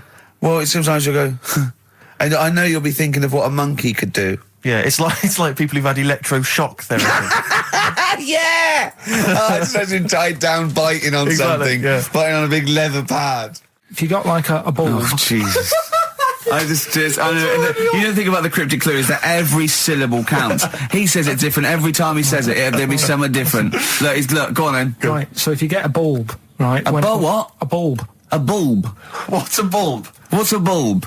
Like a... A light bulb. A light bulb. Oh, a light bulb. So you get a bulb? You get a bulb. Yeah. Go on. He's gone. Right, go on. So you get a bulb, right? Oh, yeah, a bulb. Yeah. You got something in your throat. What are you doing? You eating a gobstopper? What are you doing? We'll play a song then. No, come on. Get the clue out, for goodness Go on. sake. So the cryptic clue is, so if you get a bulb, right? So That's the beginning. Okay, great. right. If you get if you get a bulb, like, go on. And you look after it, right? You look after that bulb. And you teach it stuff. and all Jesus that. Christ. What you doing there? Do you know what I mean? This is extraordinary. This is extraordinary. Imagine that written down in the He's Telegraph. had 18 months to get this But right. imagine it. That's not a clue. That's an essay. I don't know what it is. It's a I conversation don't know with if he means yourself. a light bulb, a bulb like you plant in the garden. What kind of bulb does he mean? Yeah. Doesn't really matter. Oh, Right, okay. you get a bulb. Well, remember that. It doesn't matter. Okay. Okay. It doesn't matter. It does, but I can't say too much. Right, so listen, let me just do it again. You get a bulb, right, when it's young, you look after that bulb, Yeah. you teach it stuff, and what have you. What have you done there? What's gone on? Brilliant. And what are the initials of the band? R, right? R. R for rabbit, right? So anyway, my dad says, yeah, well, we can get in there for free. Of course he did. Clever. Right? So we parked up on this little country lane, right? No one about. We walked How much down, did it go in? Like £2? about £3 each. Yeah. But he said, well, yeah, but if you don't have to pay, do you know what I mean? You enjoy it even more, don't you, when you're walking about and you're thinking, I've got this £3 in my pocket, no one's having it. Yeah. Right? No, looking over sorry for a bloke with a peak hat saying, can I see your ticket, please? I wouldn't enjoy it more, no. Go on. Yeah, but you don't worry about it, do You got a bit of money now then, Rick. You've changed. So anyway, so we had to walk across about 4 fields. For £3. Right, and what happened was we're walking through all these fields and what have you, big grass and muddy bits and all that, 'cause it'd been raining, and climbing over fences and stuff. And we're in this field, right, and I look to my right and there's about 30 cows all staring at us, right? And Suzanne started to panic a bit. She said, we shouldn't be here. Dad says, of course we can, we're allowed to go wherever we want, you know, all this land, it's ramblers' rights and all that stuff. Yeah. And take a cow if you want, unattended. Serves him right for leaving him in the field unattended. I'm having one. And keep us fed for a week. Across. Anyway, these cows start surrounding us. Surrounding us. And, brilliant. Oh, no. Face off. and Suzanne's panicking, going, "This isn't right. We're not going to make it to the fence in time. They're moving faster than us." And he started sort of running a bit. Wow. And It's like Dad some was kind of like, bovine West Side Story. "Don't." A gang of cows coming at you. Don't worry about it and stuff. But my dad had to sort of stand there and like wave a stick at him. Of course. And we got away, but Suzanne was like having a bit of a sweat You on, got away. saying, we could have got killed. Sure. And my dad saying, "Nah, it never happens." And I just wondered if it does, if there's a risk of. Yeah, it is rare, but there's been a couple of cases of being trampled by cows. They're not aggressive. They sort of run through you. Well, they're aggressive if they've got a calf. They don't have kids. What? They had kids with them. Kids, yeah. That's goats you're thinking of. Yeah. Maybe they were trying to sneak into the gnome thing, and they were worried that, like, if too many people did it, like, they thought some cows, we can just sneak in. They were trying to, No one's expecting cows. And the cows were going, "Walk upright like you're human. Don't walk upright." They thought you'd blow their cover. Yeah. Yeah, people have been killed by cows before. Yeah, that was like the highlight. Yeah. Some doctor or something who was into like the way bodies work. They got their head cut off. The doctor? Yeah, he was doing a bit of an experiment. And he cut his own head off. Yeah. Okay. And it was about, he said, when my head's in the basket, I'm going to blink my eyes. Right. Okay, sorry, hang on, let him finish. And, so the doctor has chopped his own head off, and he's told everyone, "I'm going to blink my eyes." To prove that he's in the basket, and he goes like, "Right, I'm going to blink my eyes about, as many times as I can. So quick, count them." And they count, and he got to like 15 before he Right. died. Now, this is how Carl told me that. Till Nick Frost explained that, Carl told me, he said, right, well, a bloke, right, he had his head cut off, and when his head was in the basket, he went, "Count how many times I can blink." And I went, "Well, that's rubbish." He went, "No." And Nick went, "Well, no, he actually said when my head's in the basket." He went, and Carl went, "All right." I said, "Carl, do you know the subtle difference? Do you see the subtle difference?" I have to say, though, guys, I still don't really understand what went on there.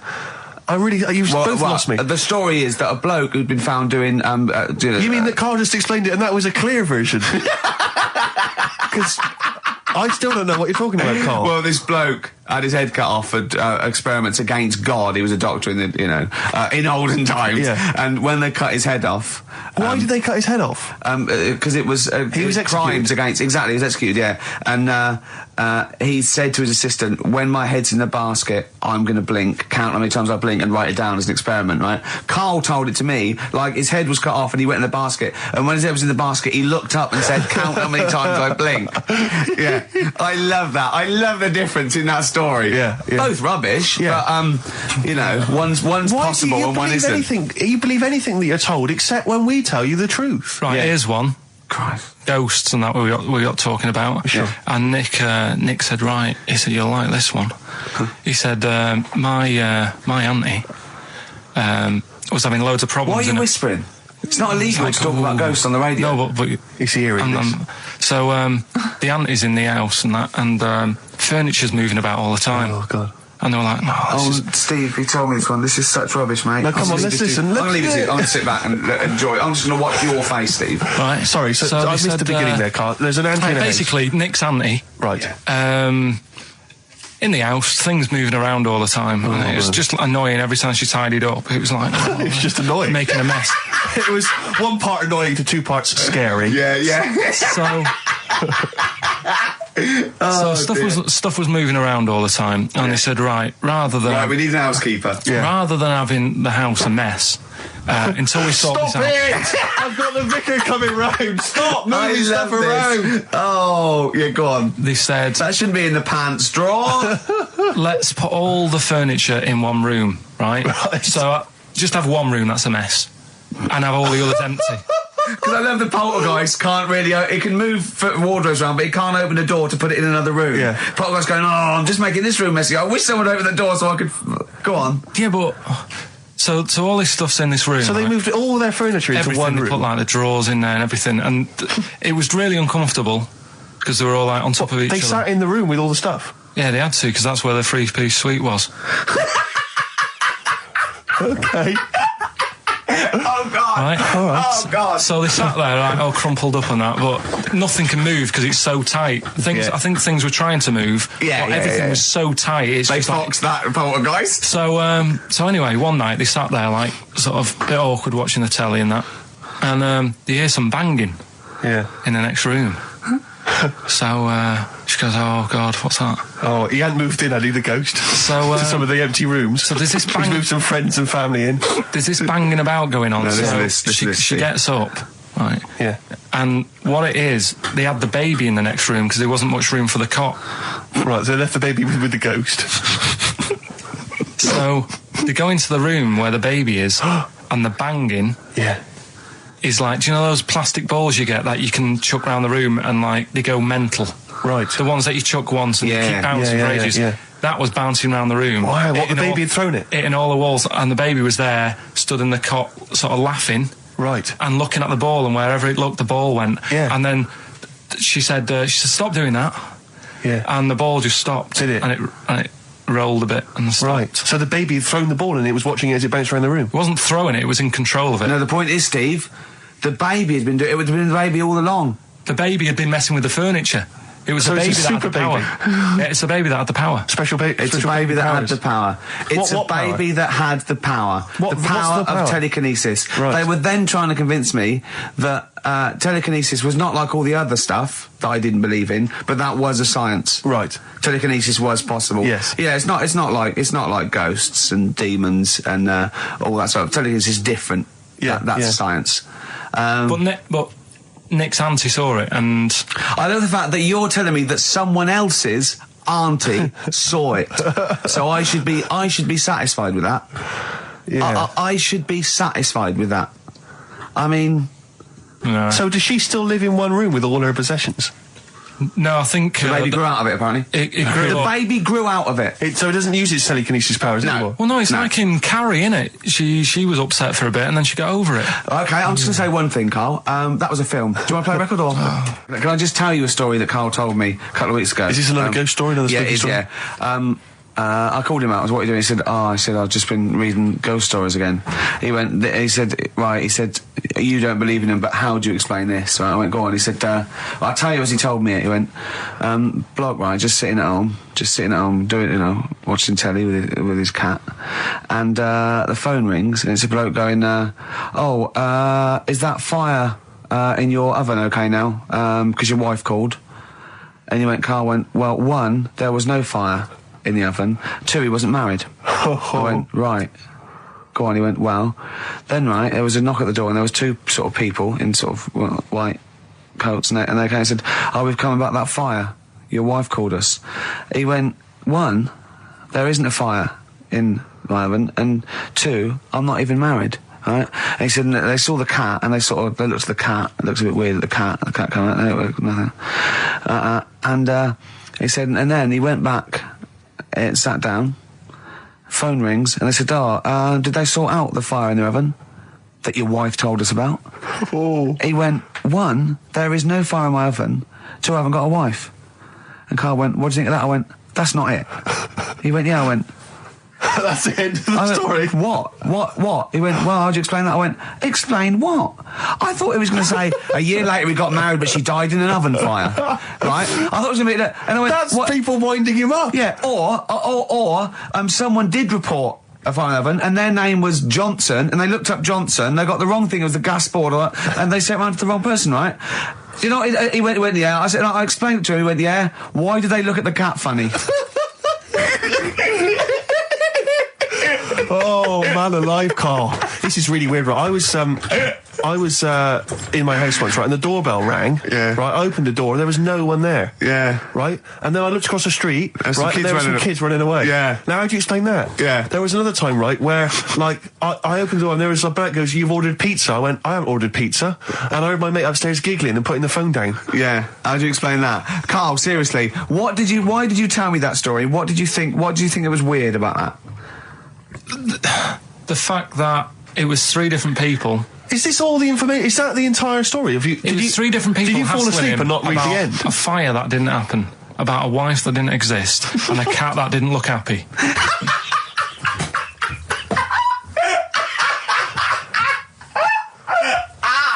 Oh, I'm gonna have a heart attack, Carl. What? I mean, why did they look at the cat funny? Because cats don't like spirits, do they? What? The other blokes were ghosts? Yeah. Yeah, that's the So explanation. these are kind of beetle about type ghosts. These are ghosts who walk the earth as the undead, just winding people up slightly. That's lovely. That is lovely. seriously, and a cat Carl- that did not look happy. But seriously, why would ghosts wander around just like winding people up? Oh, Maybe something did happen there years ago. Some fire. Some woman might have died in a house of a fire or something. Yeah. And it sort of all happened again. Bit of a- Yeah, it's certainly a mystery. Well, if you don't Certainly it's a believe- mystery. I mean, I can't. What's this book you were reading? You were reading a book, which is interesting enough. It was the Fortean Times. Oh, Carl. Yeah. Well, I don't know what to say. Carl, let me ask you now. Carl, you will be a little bit unnerved about this. Have you seen the film Jurassic Park? Yeah. You know what happened there? Well, according to the sign here, it says scientists are planning to clone mammoths for a theme park. Look at his face. Look at that. He looks like a dog caught in the headlights of a car. He's terrified. I love Carl. He sprung to attention Carl. there. Is that the best news you could have? Man moths.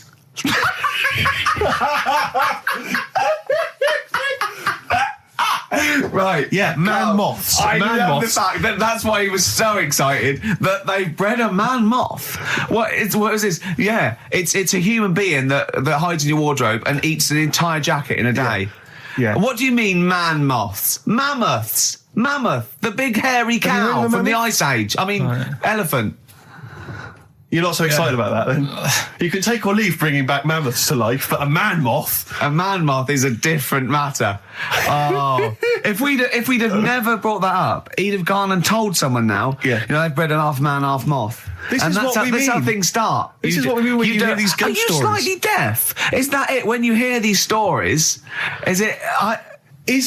Carl, is English your first language?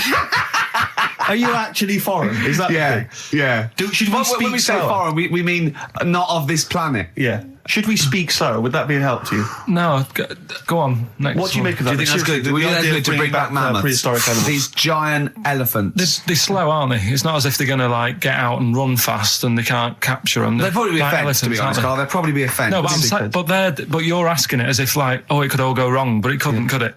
Well, Really? but the point was about Jurassic Park is they thought it wouldn't go wrong. They thought they had it all under Yeah, but control. that was and Have you learned dinosaurs. nothing from Jurassic Park, Carl? Dinosaurs would say, "Oh, think about it before you do it." But with a hairy elephant, it's not going to. not a concern for you. Would you go along to see him? Would you be interested in that? If it was in the area,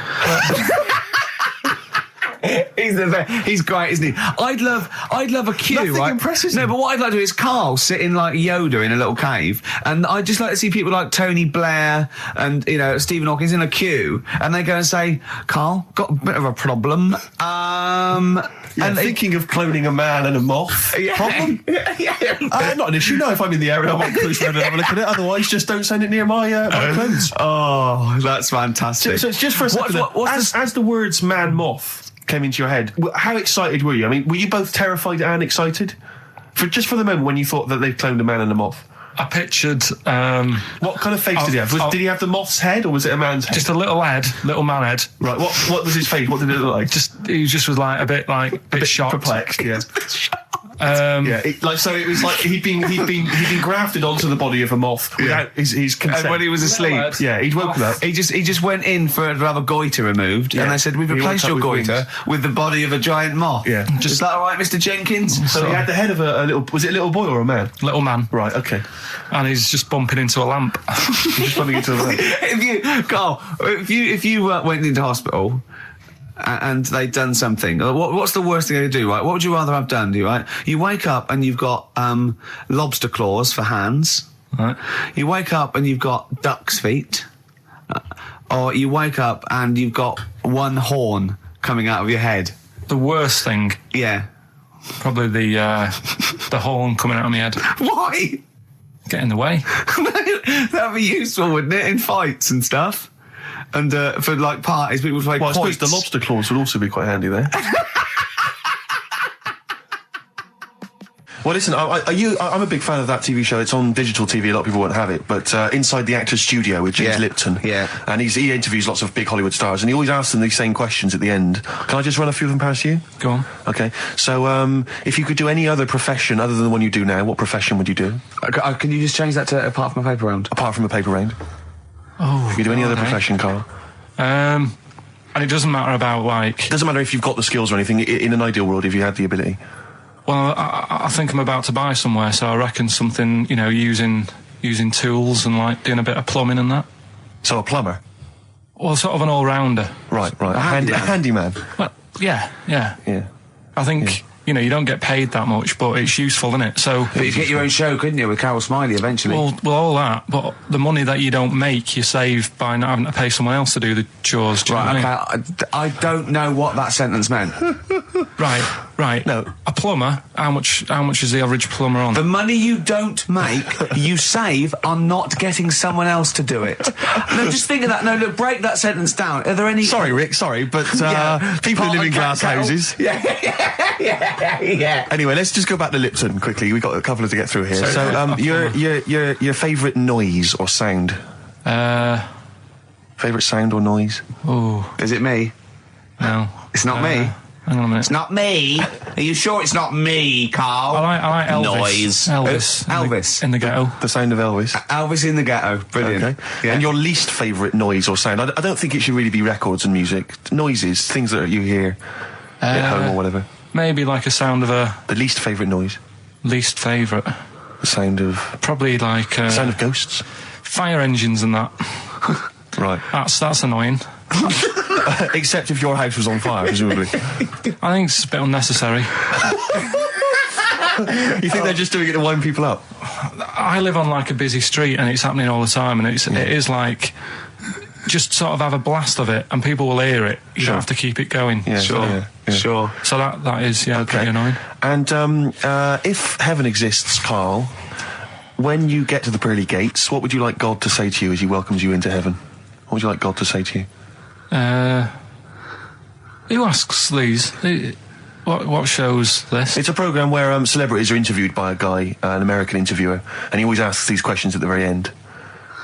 What would I say to God? What would you say to God if you believed in heaven, and if heaven exists, when you eventually go up to heaven and you're welcomed in through the gates And by your God, Parker and your Stussy t-shirt and your... what do you want God to say to you as he welcomes you in? Say, you alright? Don't know, just be friendly.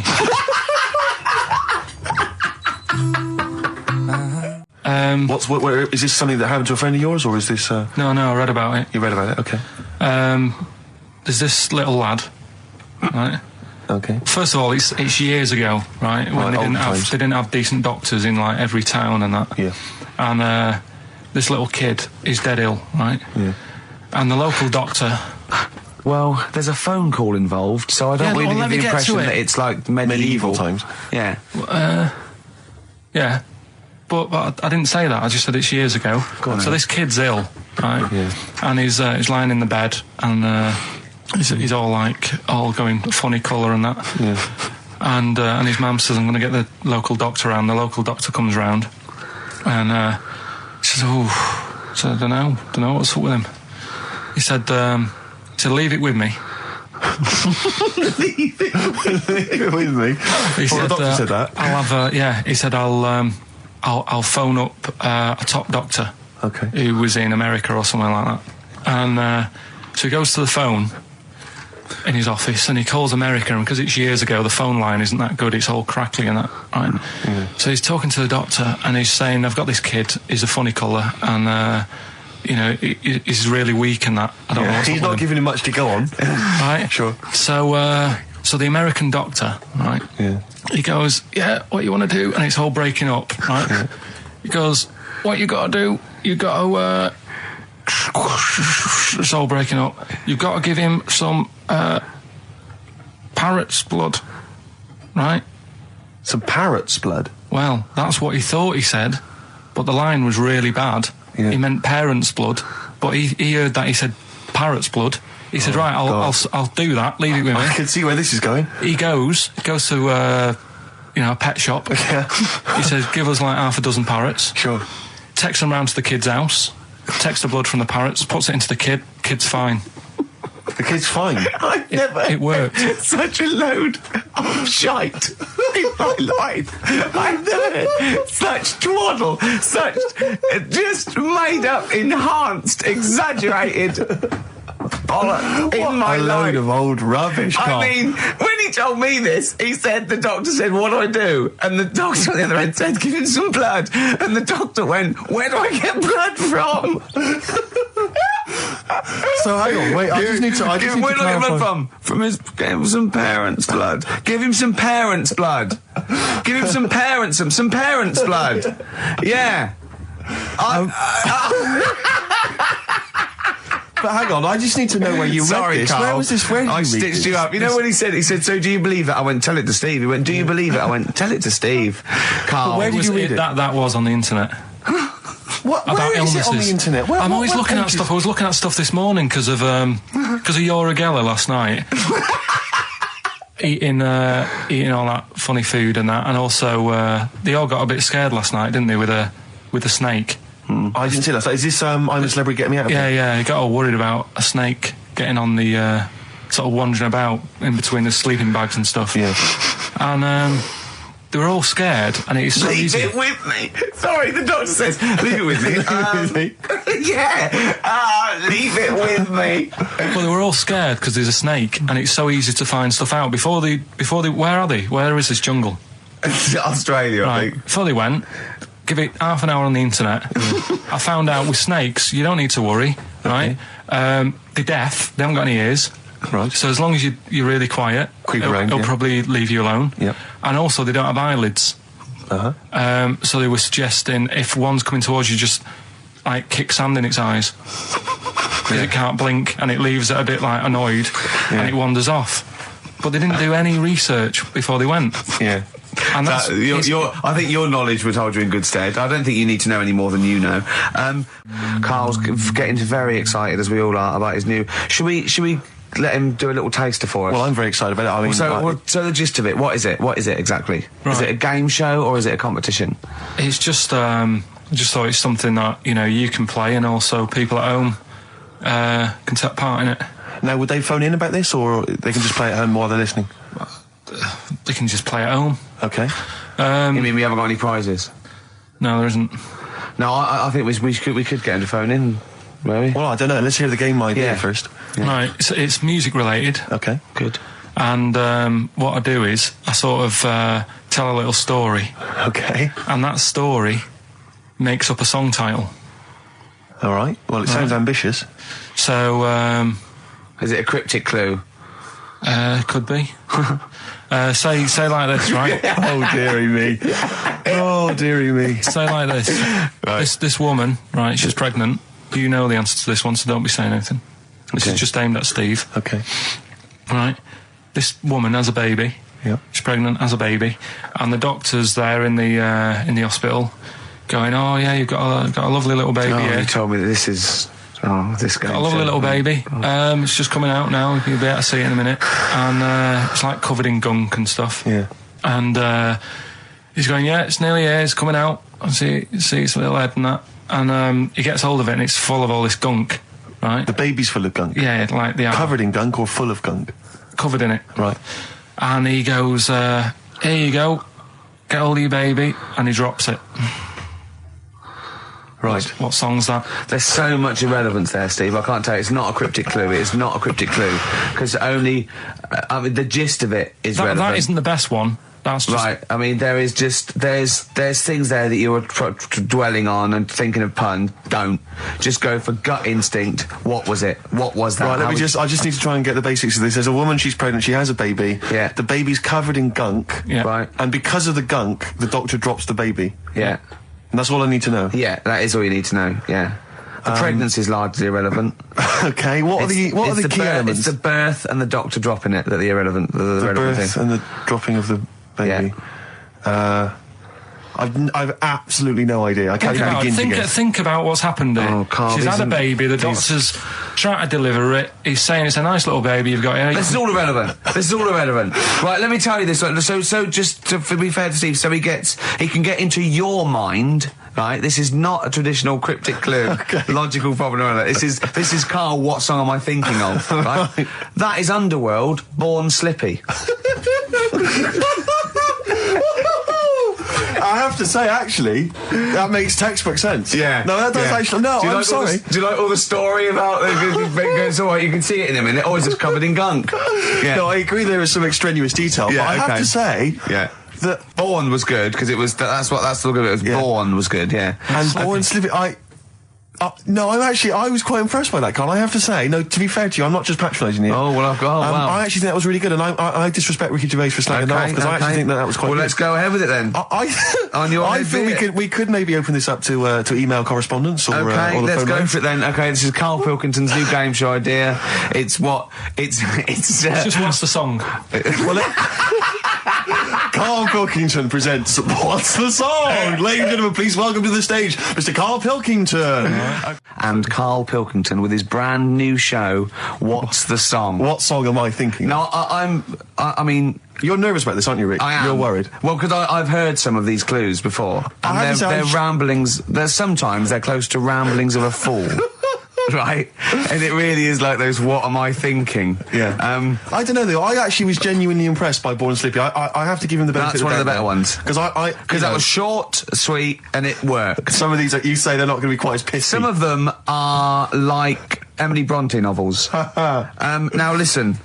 We're just going to go for it then. You do it, and we'll just get people to call up because I want to see the general public's confusion of trying to work out. Well, why don't you give us your next clue, and then we'll play a track, and then we'll hopefully have people on the line after the track to try and answer it, and you can recap briefly. So give us your clue now for what song am I thinking of? Right, this one. It's about a woman. And she's just normal, nothing wrong with her, or so she thinks, right? But there's the twist. Is this like the Tales of the Unexpected? And she's got she's got her mates and she's having a normal life, having a good time and that. And then this thing happens, right? And she starts to stink. And she can't have a bath, right? And she really wants to have a bath. She's dead sweaty and stuff. She's going about her daily stuff. She can do everything else normal. She can eat, she can talk, everything. But for some reason, she can't have a bath. Is there a coal mining husband in the bath? Yeah. Is this Born Stinky? She can't have a bath. So a woman can't have a bath? Yeah. Even the rest of her or life. A shower. She can't. Okay, leave it there, Rick. Don't try and guess. It's not for us to guess. The general public can phone up and ask questions, so I just I'm go not for sure it. Can they? I think so. Otherwise, we don't want just people just phoning up and I'll getting tell you it. what about this? Why don't they can ask one question? Yeah. They can ask one question of Carl, then they have to make a guess. Okay. 08700 800 1234. Have we got someone on the line now? We'll just let's do it. Let's go for one. Let's go for one. This is edgy radio. This is letting Carl stuff. live. Go on. Hello, XFM. Hello, I'm ringing about what's the song? Absolutely. What do you think? Well, I'm going for Dirty Diana. Dirty Diana. See, that works. That's a great guess. It does. Yeah, but it doesn't work because why can't she have a bath? Okay, so the answer is in I was there. going to ask you. Well, that's your one question. That'd be the answer. That would be the answer, I'm afraid. What was your name? Shelley. Shelley, thanks very much. Shelley, I should tell you that, that you should never take this personally because no one can really get into the mind of Carl. So don't beat yourself up about this. I don't expect anyone to get these clues. No. So well done. That is guess. a fine guess. Thank you. Thank you. Okay. Anyone else there? Let's hello, XFM. Who's that on the line? It's Chris. Hello, Chris. A question for Carl? before you I give us don't have, I haven't thought of a really good question or anything yet. You just want to go for the guess? No, well, no, what I thought was, I'm sure Simon Mayo used to do this when he did the breakfast show on Radio 1 years ago. No, he didn't. So you've just pinched this idea, Carl? If you're going to rip someone off, Carl, do not rip off Simon Mayo. I haven't ripped this off. I thought this was a new idea. I was going to do it with sound effects instead, but that's... Yeah, he used to do that, and he used to get his team to play other characters. You idiot. Well, no, hang on. Not you, Chris. I'm saying you idiot to Carl. Yeah, but nothing's new anyway, is it? So I'm not getting annoyed about it. True. What do you think the answer is? Is it Cornflake Girl by Tonny Amos? Good answer. She couldn't have a bath because she'd go all Go floppy and then go down the plug hole. Good answer. She'd go all soggy. Yeah. So is it Cornflake Girl? No, it's not, but that's a great answer. It could have been. All right.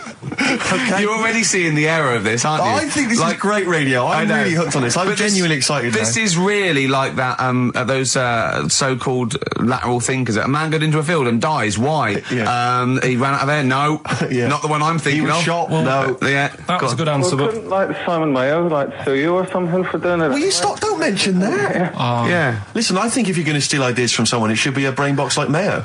I mean, he's the man who's The only example of one I can ever remember hearing on his show, because I was quite young then, was some people were pretending to, tap someone's phone or something, and then they got caught, and the answer was just bugging by whistle, because they were... Genius. That was absolute genius. That's absolute genius. See, Chris, Carl, that's the sort of standard you've got to come up against. Yeah. Thanks very much, Chris. the phone lines are hot. Oh, hello, XFM. Hi, is it Candy Perfume Girl? Is it what? Candy Perfume Girl. Candy Perfume Girl? Yeah. Candy Perfume Girl. Is it? Well, who's that by? Madonna. No, it's... That sounds like an obscure album track. No, Wow. it's one of her songs. Just think about it. She stinks and everything. She's a normal life. I didn't say she was a sweet or anything. But for some reason she can't have a bath or Is a this shower. a big song? Just to give him a clue. It's a bigger song than Candy Sweet Girl.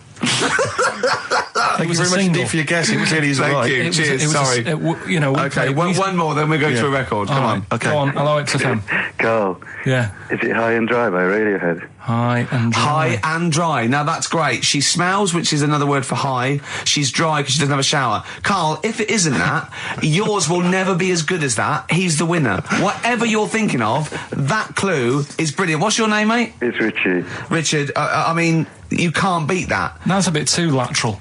Don't be stupid. It's perfect. He's made yours into a clever clue. He's made high, she smells, dry, she never gets in the bath or shower. It's not that, is it, Carl? No, it's You not. don't even get that, do you? Not Have really. you ever heard of the word high being used to mean sort of smelly? No. No. Oh, what? That was where you went wrong there, mate. Richard, I'm declaring you the winner, even though that isn't the I answer. don't think Thank we you. should give up this early. Can we just let's play a song and, Let's play a and song. give it one more chance, because if people think about it, it is really easy. I'm not going to find out the answer now because I've got to go out. Okay, we'll do it very quickly. Stay in for 10 minutes. We're just going to play a new Coldplay track out. Okay, let's hear Brilliant. Coldplay and then we'll come Cheers. back with this. Coldplay, One I Love. That's for Nick, Neil, Olivia in Tower Bridge. Absolutely, and also Nikki from Bromley who emailed in. She's enjoying the show and she wanted a bit of Coldplay. That's the B-side of the current single. This is In a My great Place. show, isn't it? We've got great music, we've Great got music. laughs, tears, we've got requests, we've got Simon Mayo games. It's just like Radio 1 for less people. Exactly. Radio 1 for less people. This is great, isn't it? So go on then. So listen, Guy, you were so excited about this game, weren't you, earlier? You came in with a But I hop, knew it skip would and a leap in your fall step. flat. Although I must say, the phones are going mental. We're going to have to take This some is more it. No, calls. people love I mean, Carl. high and dry is great. I mean, it works. That's it. Can we have a very quick... Just recap in case someone's just yeah, tuned in. quick Can you recap. make it so high and dry doesn't work now? Give us a bit of information that makes it different to high and dry, or can't So you for those that even have do just that? tuned in, Carl describes in a roundabout way a story which somehow is representative of a song. Is that song right? title. A song title. Yeah. Okay. So this woman, she's all right. You know, she has a normal life, Pretty much. kind of. Yeah. There's probably a few things actually that she can't do thinking about it. But the main problem would be having a wash or having a bath or having a shower. Yeah. Maybe going for a swim thinking about it. Right. Let's go. I think water is the clue, isn't it? That's the clue. All right, so Who's that on the line? Hi there, it's Mark. Hello, Mark. Hi, Mark.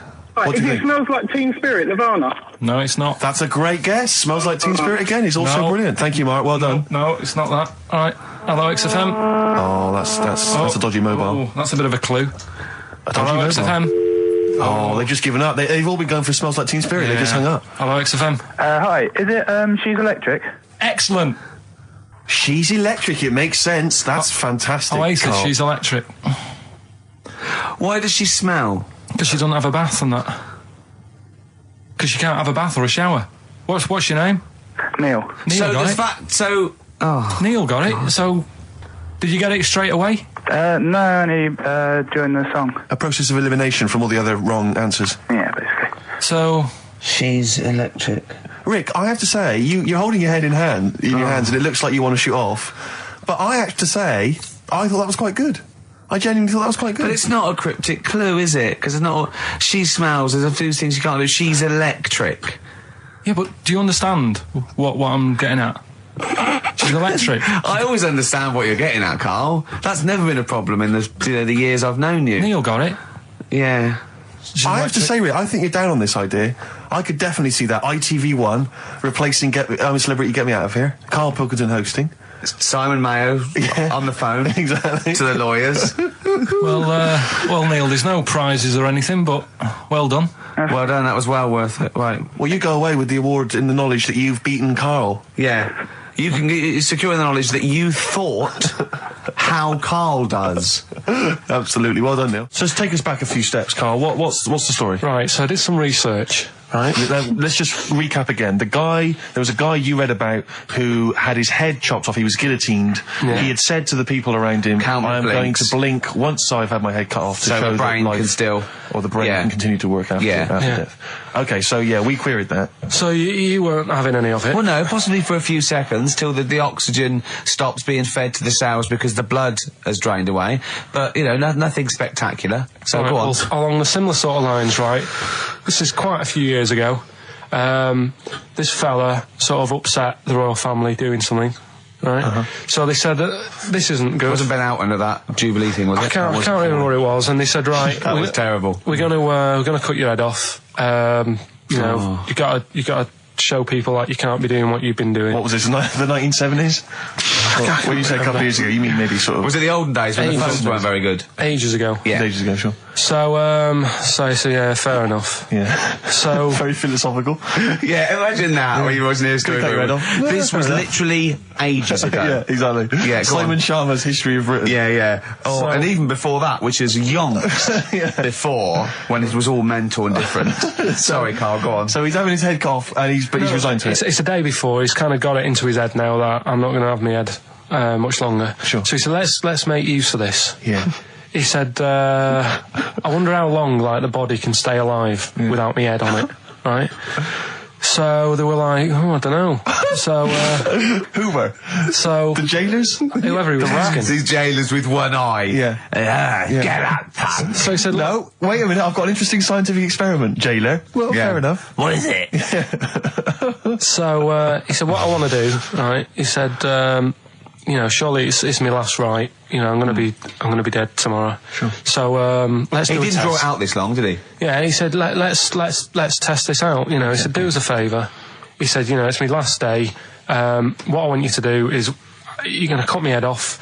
Let's put a white line on the floor Right. and see if, because there's no point asking how far he can sort of walk without an head if there isn't a line, because you don't know what to count. Do you know what I mean? If he loses his head and he's running around all over the place, you can't really count That's that. not impressive enough, yeah. So they said, let's make a white line. Sure. Yeah. Who said And- this? He did or they did? I think they started to join in with him and saying, well, let's make this a... you know. You guess it. Go on. So, They got Norris McWhirter down. The Guinness people. Oh, yeah. so they said, let's get this white line. Yeah. And Dedication's all you need. we'll do this tomorrow. And he said, all right, then I'll see you in the morning. So we go- I'll see you in the morning. Night, sleep tight. Bye. I love the fact that Carl knows exactly what was said. Oh, that's beautiful. Yeah, he doesn't know the story or what order it is in Yeah, or when but it he was. knows exactly what or was who said. said what, but he knows the intricacies. All right then, see you in the morning. Bye, little kissy. Oh, I'm not like that. Oh, you joker. Don't let the bed bugs fly. Yeah, anyway. So he gets up. Do you want a paper tomorrow? No, I'm all right. Go on. he gets up and they say, right, today's the day and that. And he said, well, I've got used to the idea. So here's a white line for you. Got used to the idea. Go on. So they go, right, you ready then? And he said, I go on. And they cut his head off. And the body walked 32 steps without a head. Wow. 32 steps. Incredible. And that's the lesson, really. Did it get as far as it walked along the white line, did it? Yeah, it stayed along the white line, did 32 steps, and then started to stumble a bit, and it just fell over. Yeah. But, it was a test that your body can still keep alive for a little bit. Yeah. When you've lost your head. Absolute twaddle. Absolute twaddle. What do you reckon you can do then without an head? How many steps? Nothing. There'd be muscular spasm, right? Yeah. It would twitch a bit. It would, yeah. You could not distinctly take 32 steps. The body don't... Yeah. Is the doctor still on the line? Yeah. The fella that bought 6 parrots. Yeah. And, you could have got 32 steps. Right, so you don't believe that. Doing a bit of line dancing. Right, you don't believe that, but something that you do believe that a cockroach can live a week without an head. It can. Slightly different kettle of fish there. Why? Wow, insect to human is what I'm thinking. Yeah, that difference. There's not that much difference in some insects. Do you know that a snake has a heart and lungs and kidneys and stuff? Go on. No, well, I'm just saying. So? You're making out as if they're a totally different, species.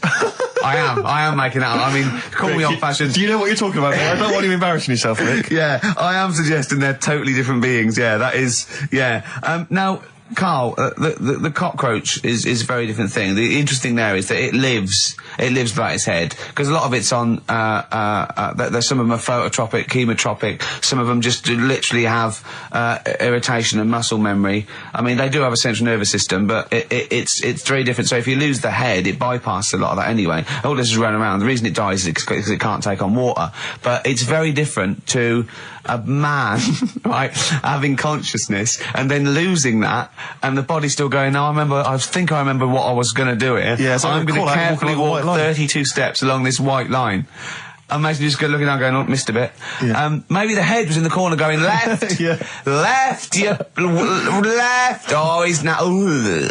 Well, let's just put it out. I mean, if anyone listening has maybe had a relative beheaded, maybe in a horrendous car accident, but they got up, maybe they went for a walk, they had a little chat. Oh dear, Karl. Get in touch. Karl, you are my favourite being. You are my favourite species. Now, you, Karl, may not be particularly different genetically from a cockroach. You are, why can generally cockroaches do that? Why whoever made them went... Let's play a record. Do you know what, when I told him this fact, I send him little facts on text messages just to inflame his, interest. I just sent him a cockroach can live 9 days without its head. He texted back, what's the point of that? Yeah. What's the point of They're that? not doing experiments, these cockroaches. It's a boring last week to have. And he went, and on top of all that, you're thirsty. So it's the worst week of your life, isn't it? That week without your head. Play a record. Karl. Competition time next. Oh. Look at his little face. Look at his little face. You've not heard Karl's competition. Oh, he could live without an head. You've got a real problem with Rick Waller, haven't you? He turns my stomach. I know, but don't... Because he's arrogant as well, exactly. though. That's the problem. To explain to people that... No, he is a bit arrogant. It's his whole thing that it's the whole package, so to speak, that you don't Well, there's another thing in this quote, because it's not just the fact that he eats too much. He tried, apparently, to lose some weight, and he said, the first month I lost 11 pounds, the next I lost a stone, but in the third my body did somersaults and I put on 9 pounds. I had a slip up. I can't say when, why or how, but it just sneaked up on me. Yeah. I don't believe it. Yeah. Don't believe it just sneaked up on him. That body's never done a somersault in its life. No. It just sneaked up on him. Yeah. It was the cakes again. Yeah. It was the same old cakes as before. It was exactly the same problem. Sleep eating. Yeah. It's called. It was the KFC bucket again. It was the family-sized KFC bucket for breakfast. Dear. Poor man. The other thing is that I don't think that's a very good shock tactic for a doctor to tell a 20-something, well, to be honest, you've got 20 years to live. Yeah. That's not, and when I was 20, the thought of dying at 40 was fine. Yeah. I didn't want to live to 40. I just thought, what can you do when you're 40? Yeah. Just laying around doing nothing. Eating cheese. And then you got there and you discovered... No, but someone said the dream came true. Sophie here sent me something and she says, I realise you're not Graham Norton, but I had to send you this. And she sent me the top of a little cream cheesy thing, and it's the brand name is Gervais. Oh, God, that is... Have you been... they've named a cheese after you. I think it's a big French company, and this is from the Czech Republic. It's all over Europe, and so that would be a dream come true, wouldn't it? If they named a cheese after you. No, I think it's probably ancestors, and so I've cheeses in my blood. Sure, quite literally. It literally is. Yeah, another heavy Friday night, was it? It comes out of pores like those Play-Doh things. Yeah. I can squeeze out different shapes. Jane, bring the Stilton in. It's Friday night. This isn't fried. Exactly. But yeah, so we can't really have a go at Rick Waller. I eat too much, but you're not big. I mean, one of the other contestants on the Fat Club, Celebrity Fat Club, is another one is Jono Coleman. Oh, we love Jono. Now, Jono, I don't know, you know Jono, he's that guy who does, he used to be on TV, and I think he does a breakfast show on a rival station, doesn't he? He's happy, isn't he? He's so true, and he's a really nice bloke, Jono. It's funny because he does a breakfast show on Heart, which is wrecking his own. There's a bit of irony. Oh, I love Carl. Thanks, Carl. Do you know what I mean? Yeah, I love you. I can see where you're coming from. Yeah, that's good. But we've met Jono a couple of times. We saw him at a couple of, not wishing to say not to show off, but a couple of awards dues. Yeah, and that's showing off. But people would have seen dead there. Well, yeah, but we went to one where everyone was in like tuxedos or suits and ties. Not Jono. Jono was wearing a pair of Bermuda shorts, big Bermuda shorts, knee-length Bermuda shorts with just these little. But I saw him again another time, and he had shorts on at a similar event, and I've seen him since in the street, and he's all.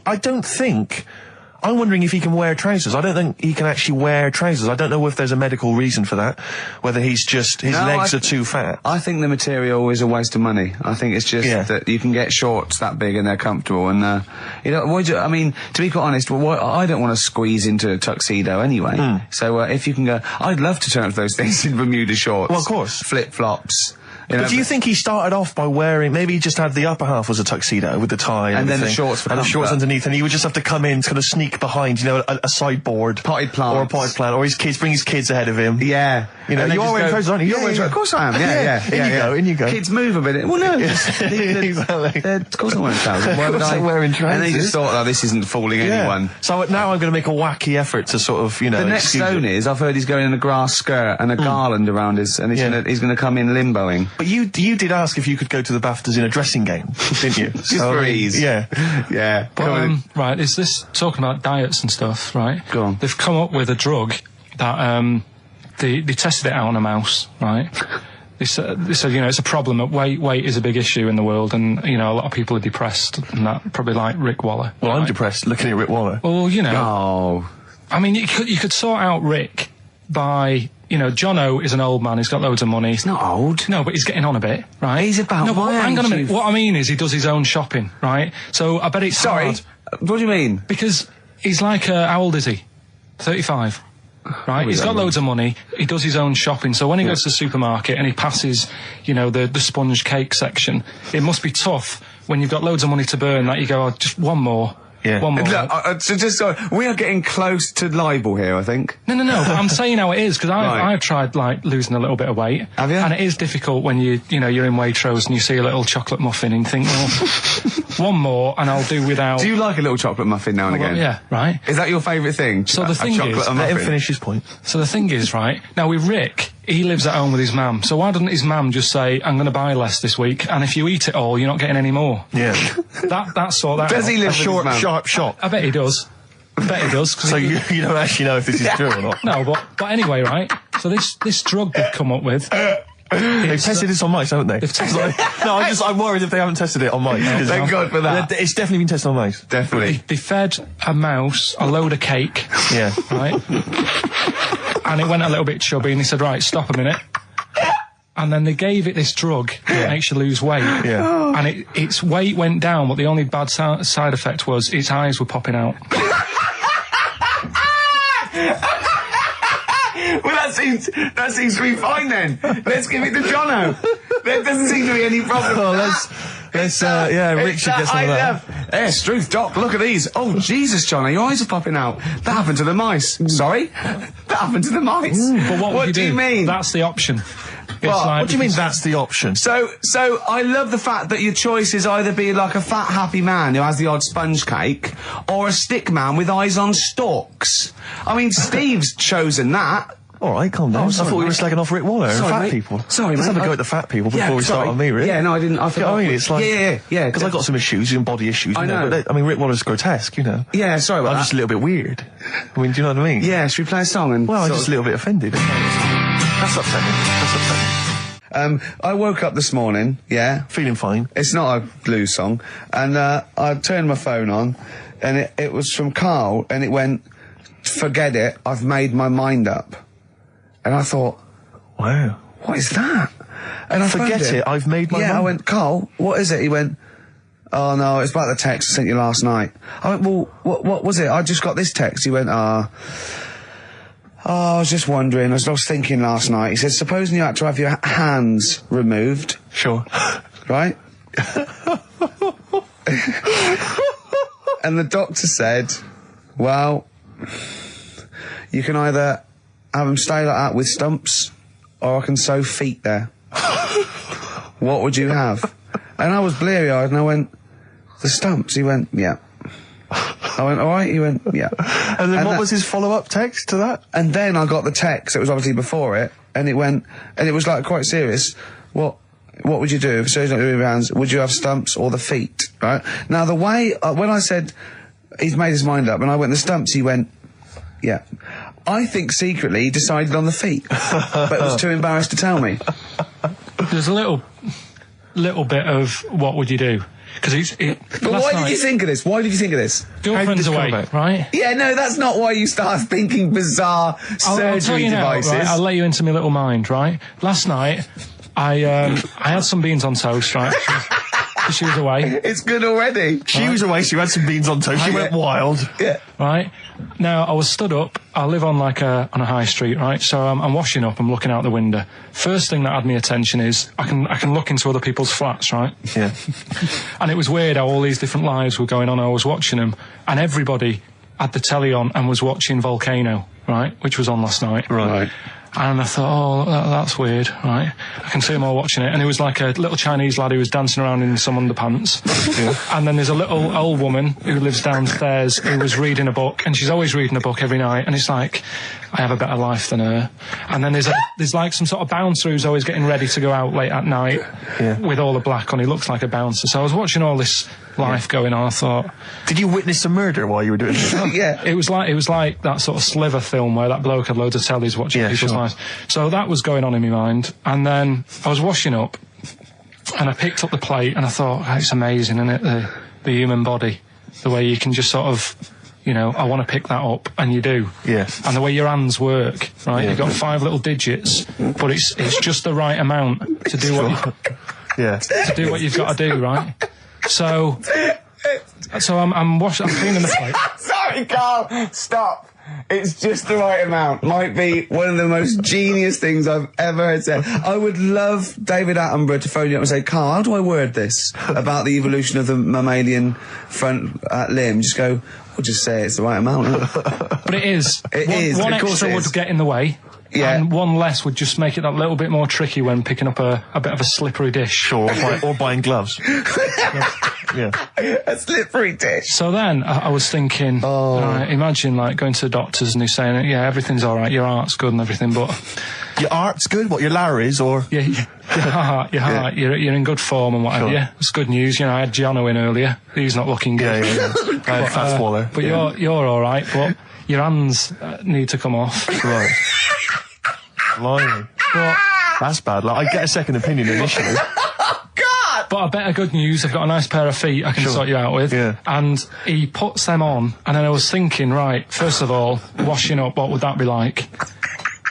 But Steve. that'd be tricky. And then the second thing was, it'd probably ruin the sort of the shape of your jumper.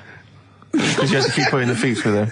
Yeah. And then I thought, but I could still cycle in Okay. to work. You could run in. Well, that's the thing. You'd be really fast. Well, that's what I was thinking. I thought I could still cycle because I could balance, and then I thought, but the only thing is I probably couldn't pull the brakes.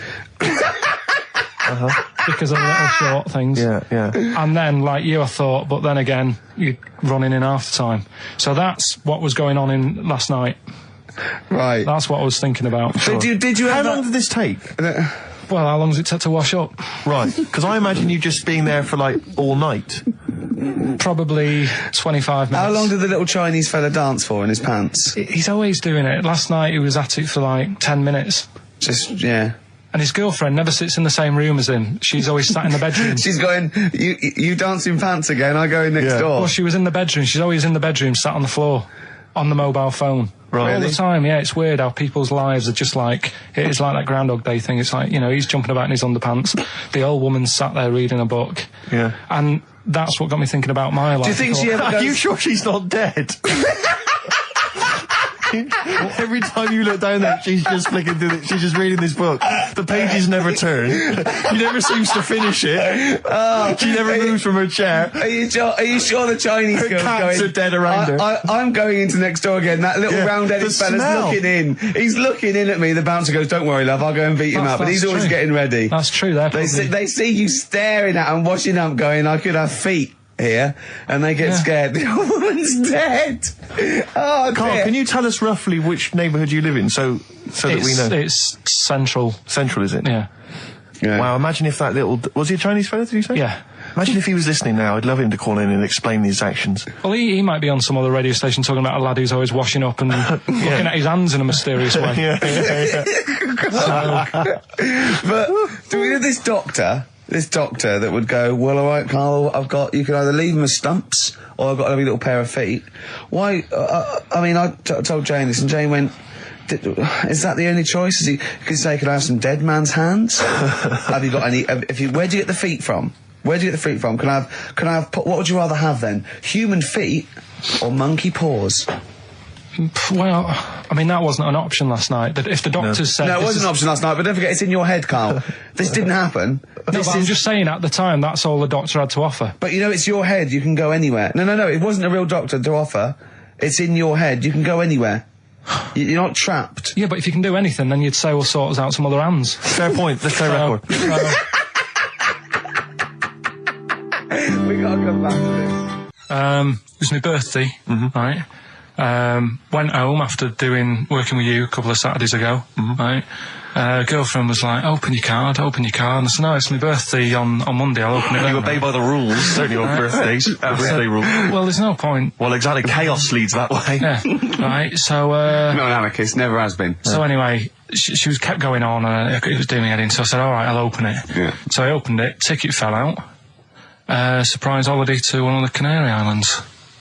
So... And what was your reaction? I mean... First one was, we haven't got enough money. Right. For this, but I didn't want to ruin it, so No. So I didn't go on about that, and I said, "Oh, it'd be great." So I can't wait. So did you say it in that tone of voice? Well, it was good timing because I was tired and everything, and I'm not a big holiday fan, but the timing was right.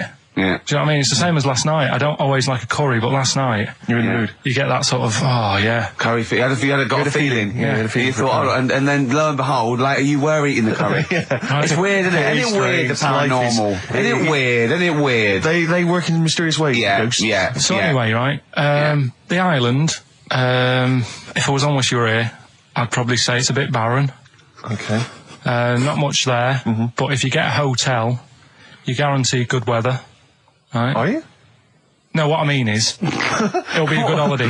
If you get a hotel, right, the weather's always good, so you'll have a nice time. Yeah, that was a comma. Yeah, it was a Go on. And all that, and the food was all right, and everything was going all right. I was just having a nice, relaxing time. And how do you sort of spend your time on a holiday? You just lie around? Is that sort of holiday, just lying around. I bought a book. You bought a book? Yeah. Okay, ghosts? No, it was short stories, right? About it was ghosts? it was about like special days in our time and time before me and stuff. Oh, yeah. And it was like, it was telling you about how I think it was 1814, the Thames frozen up. Yeah. And all these stories are told by eyewitnesses. Yeah. Right? So there's some fella who was around in 1814 and the Thames was frozen and people used to put market stalls on there and they'd do the shopping. It was like like an Oxford Street. Was that Mad Liar Charlie? No, because he's famous for that. Well, I'm sure, you know. No, I think that was Mad Liar Charlie. Right. Yeah. So I was reading that, and then after a couple of days was a bit like, boring. Yeah, you can only do sort of so much lying around And so much reading. So, Suzanne said, let's go on the beach, have a walk. You ain't gone on the beach? Where had you been up to this point then? In your room? No, just like around the pool, just relaxing and having a swim and that. Yeah. So she said, let's go on the beach. I said, all right then, yeah. So, wandered down to the beach, and first impressions are, yeah, it's all right, it's clean. Your criteria is so basic, it's brilliant. Hotel, yes. Roof, good. Food, adequate. Beach, clean. Next. So I'm walking along, and everything's good, and, there's a woman feeding fish bread, which I thought that's different.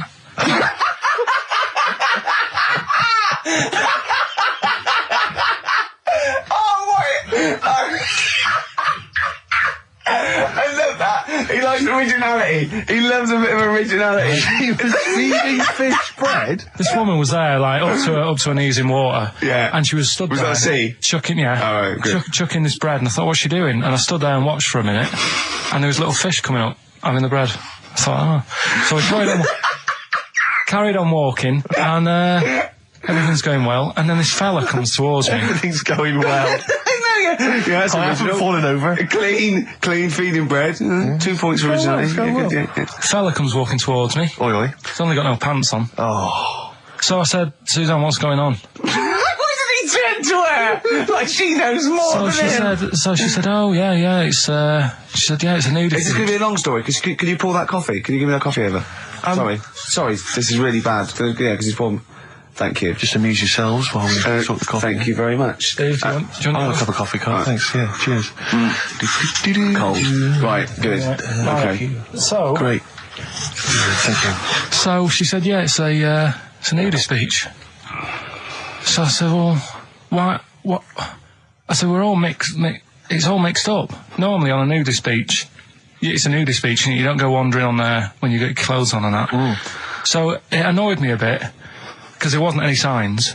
So this fella's getting closer. Well, the knob out was a sign. Yeah. Right, so he's getting closer. And he walked past me. It was an old fella.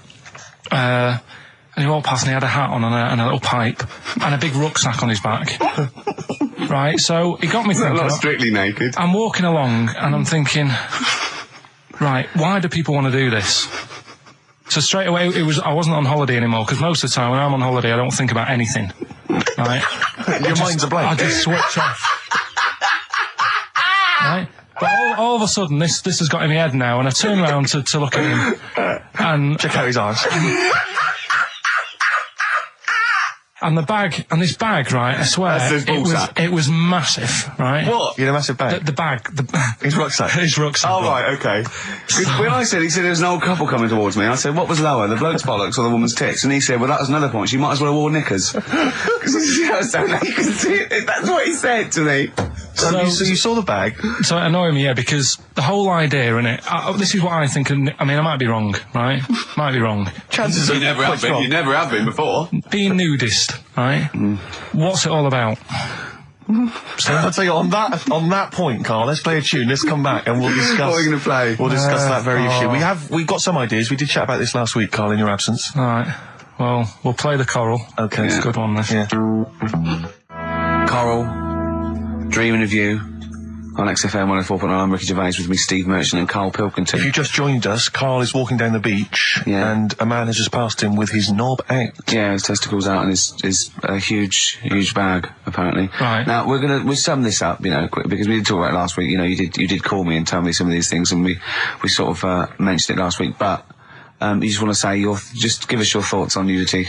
Well, what I don't understand is, right, nudity, I thought it was all about, sort of being free. Yeah. Natural, letting the breeze, blow around you and that. That's all I can think is of like the bonus of doing it. But you can get that by just having a pair of shorts on, right? Because I'm not one for getting my kit off. It's just something a bit weird about it, isn't it? Normally, if I go for a walk on the beach, I'll put a shirt on. Sure. But leave it unbuttoned. Yeah. Oh, right, yeah, tease the ladies, sure. Do you know what I mean? Yeah. But it just feels a bit weird. So it's best to cover your back anyway, because the sun and all that. Advice, yeah. But when I saw him, and I thought, well, right, is he doing it to sort of be free and be comfy and all that? And then I thought, but he's carrying a big bag, right? I've got a pair of shorts on, and I'm not looking at him thinking, I bet he's really comfy. Do you know what I mean? I wasn't going, I can't wait to get home and get my shorts off. They're really annoying me, these. So, and that's just it. I don't get what it's all about. Yeah. Sure. Well, okay. Well, my advice to you is don't go to nudist beaches again. Well, I didn't go again. Got some new ideas for you. Go on. Well, they've all been blinders in the past. Go on. Did you do any competitions when I was away? Did we? I think we did, didn't we? Did we give away a DVD? Did we? Yeah, we did. Yeah, go on. Yeah, right. go on. Anyway. Well, I thought some. This isn't like radio, is it? As we know it. This is just people talking. If the mic's on, it's luck. Yeah. If anyone's listening, I've no idea what they think of this show. It's not a show. Not in the traditional sense. No. Okay, then you're going to change with that, Carl. Because a show suggests a certain form of presentation. Yeah. A certain pride. And when we do present dare I say it, some planning. Yeah, and when we do, it's ruined by him pressing the wrong button. Yeah, but I've got some planning here. Go on then. Quizzes. What I did was, when I was on holiday, right, you said, come up with a new idea, right? So the best way of coming up with ideas is sort of thinking, sort of nicking a TV show name and then twisting it a bit. Yeah. So, or just rip off Simon Mayo's idea completely. That's good advice for anyone out there. I didn't. Yeah. If you're interested in ideas. Carl is presently running a course writing for TV. Yeah. And that's the lesson one, isn't it? Just rip something else off. Just do it and change the title slightly. Yeah. Well, go on. This one I haven't really got. I don't know what to do on the game, but I'm thinking Strike It Ricky. That's all you've got. That's what you've come up with. How long did that take? Through. What is that? I just thought it sounded a bit like Lucky. Forget that one then. Yeah, forget that one. Okay, yeah, well, no, good. No, we all have hits of this. Even Spielberg's, not all his films, can hit the. Go on. Right. No, okay, no, it's a good. Go on. Yeah. Remember Big Brother? Yeah. Do I remember Big Brother? No, go on. Big Mother, right? You call in. If your mum's ever, you win a CD. What do you mean? How can you prove that? Alright, forget that. Right, ER, here's one. Right, ER. Good one. No. Yeah, no. The Price is Right, remember that? Yeah. Right. The Price is Ricky? No. The Rice is Right. And what I do, I read from an Indian menu and a Chinese menu. You tell me whether you have pilau or egg fried. He's a genius, isn't he? He really is a modern. That one. Go on then. Let's go into this one. Let's not cross this off right away. Go on then. What you read from what? Well, I'll get a couple of menus from like an Indian and a Chinese takeaway. Yeah. And I'll go like, chicken korma. Well, could I just suggest that as it's an Indian, it'll be pilau, and anything you read out that is. Yeah, but you don't know which one I'm reading from. What, the chicken korma's Indian, isn't it? Yeah, so you go pilau. But then well, you might as well say Indian or Chinese. No, because then the name wouldn't work.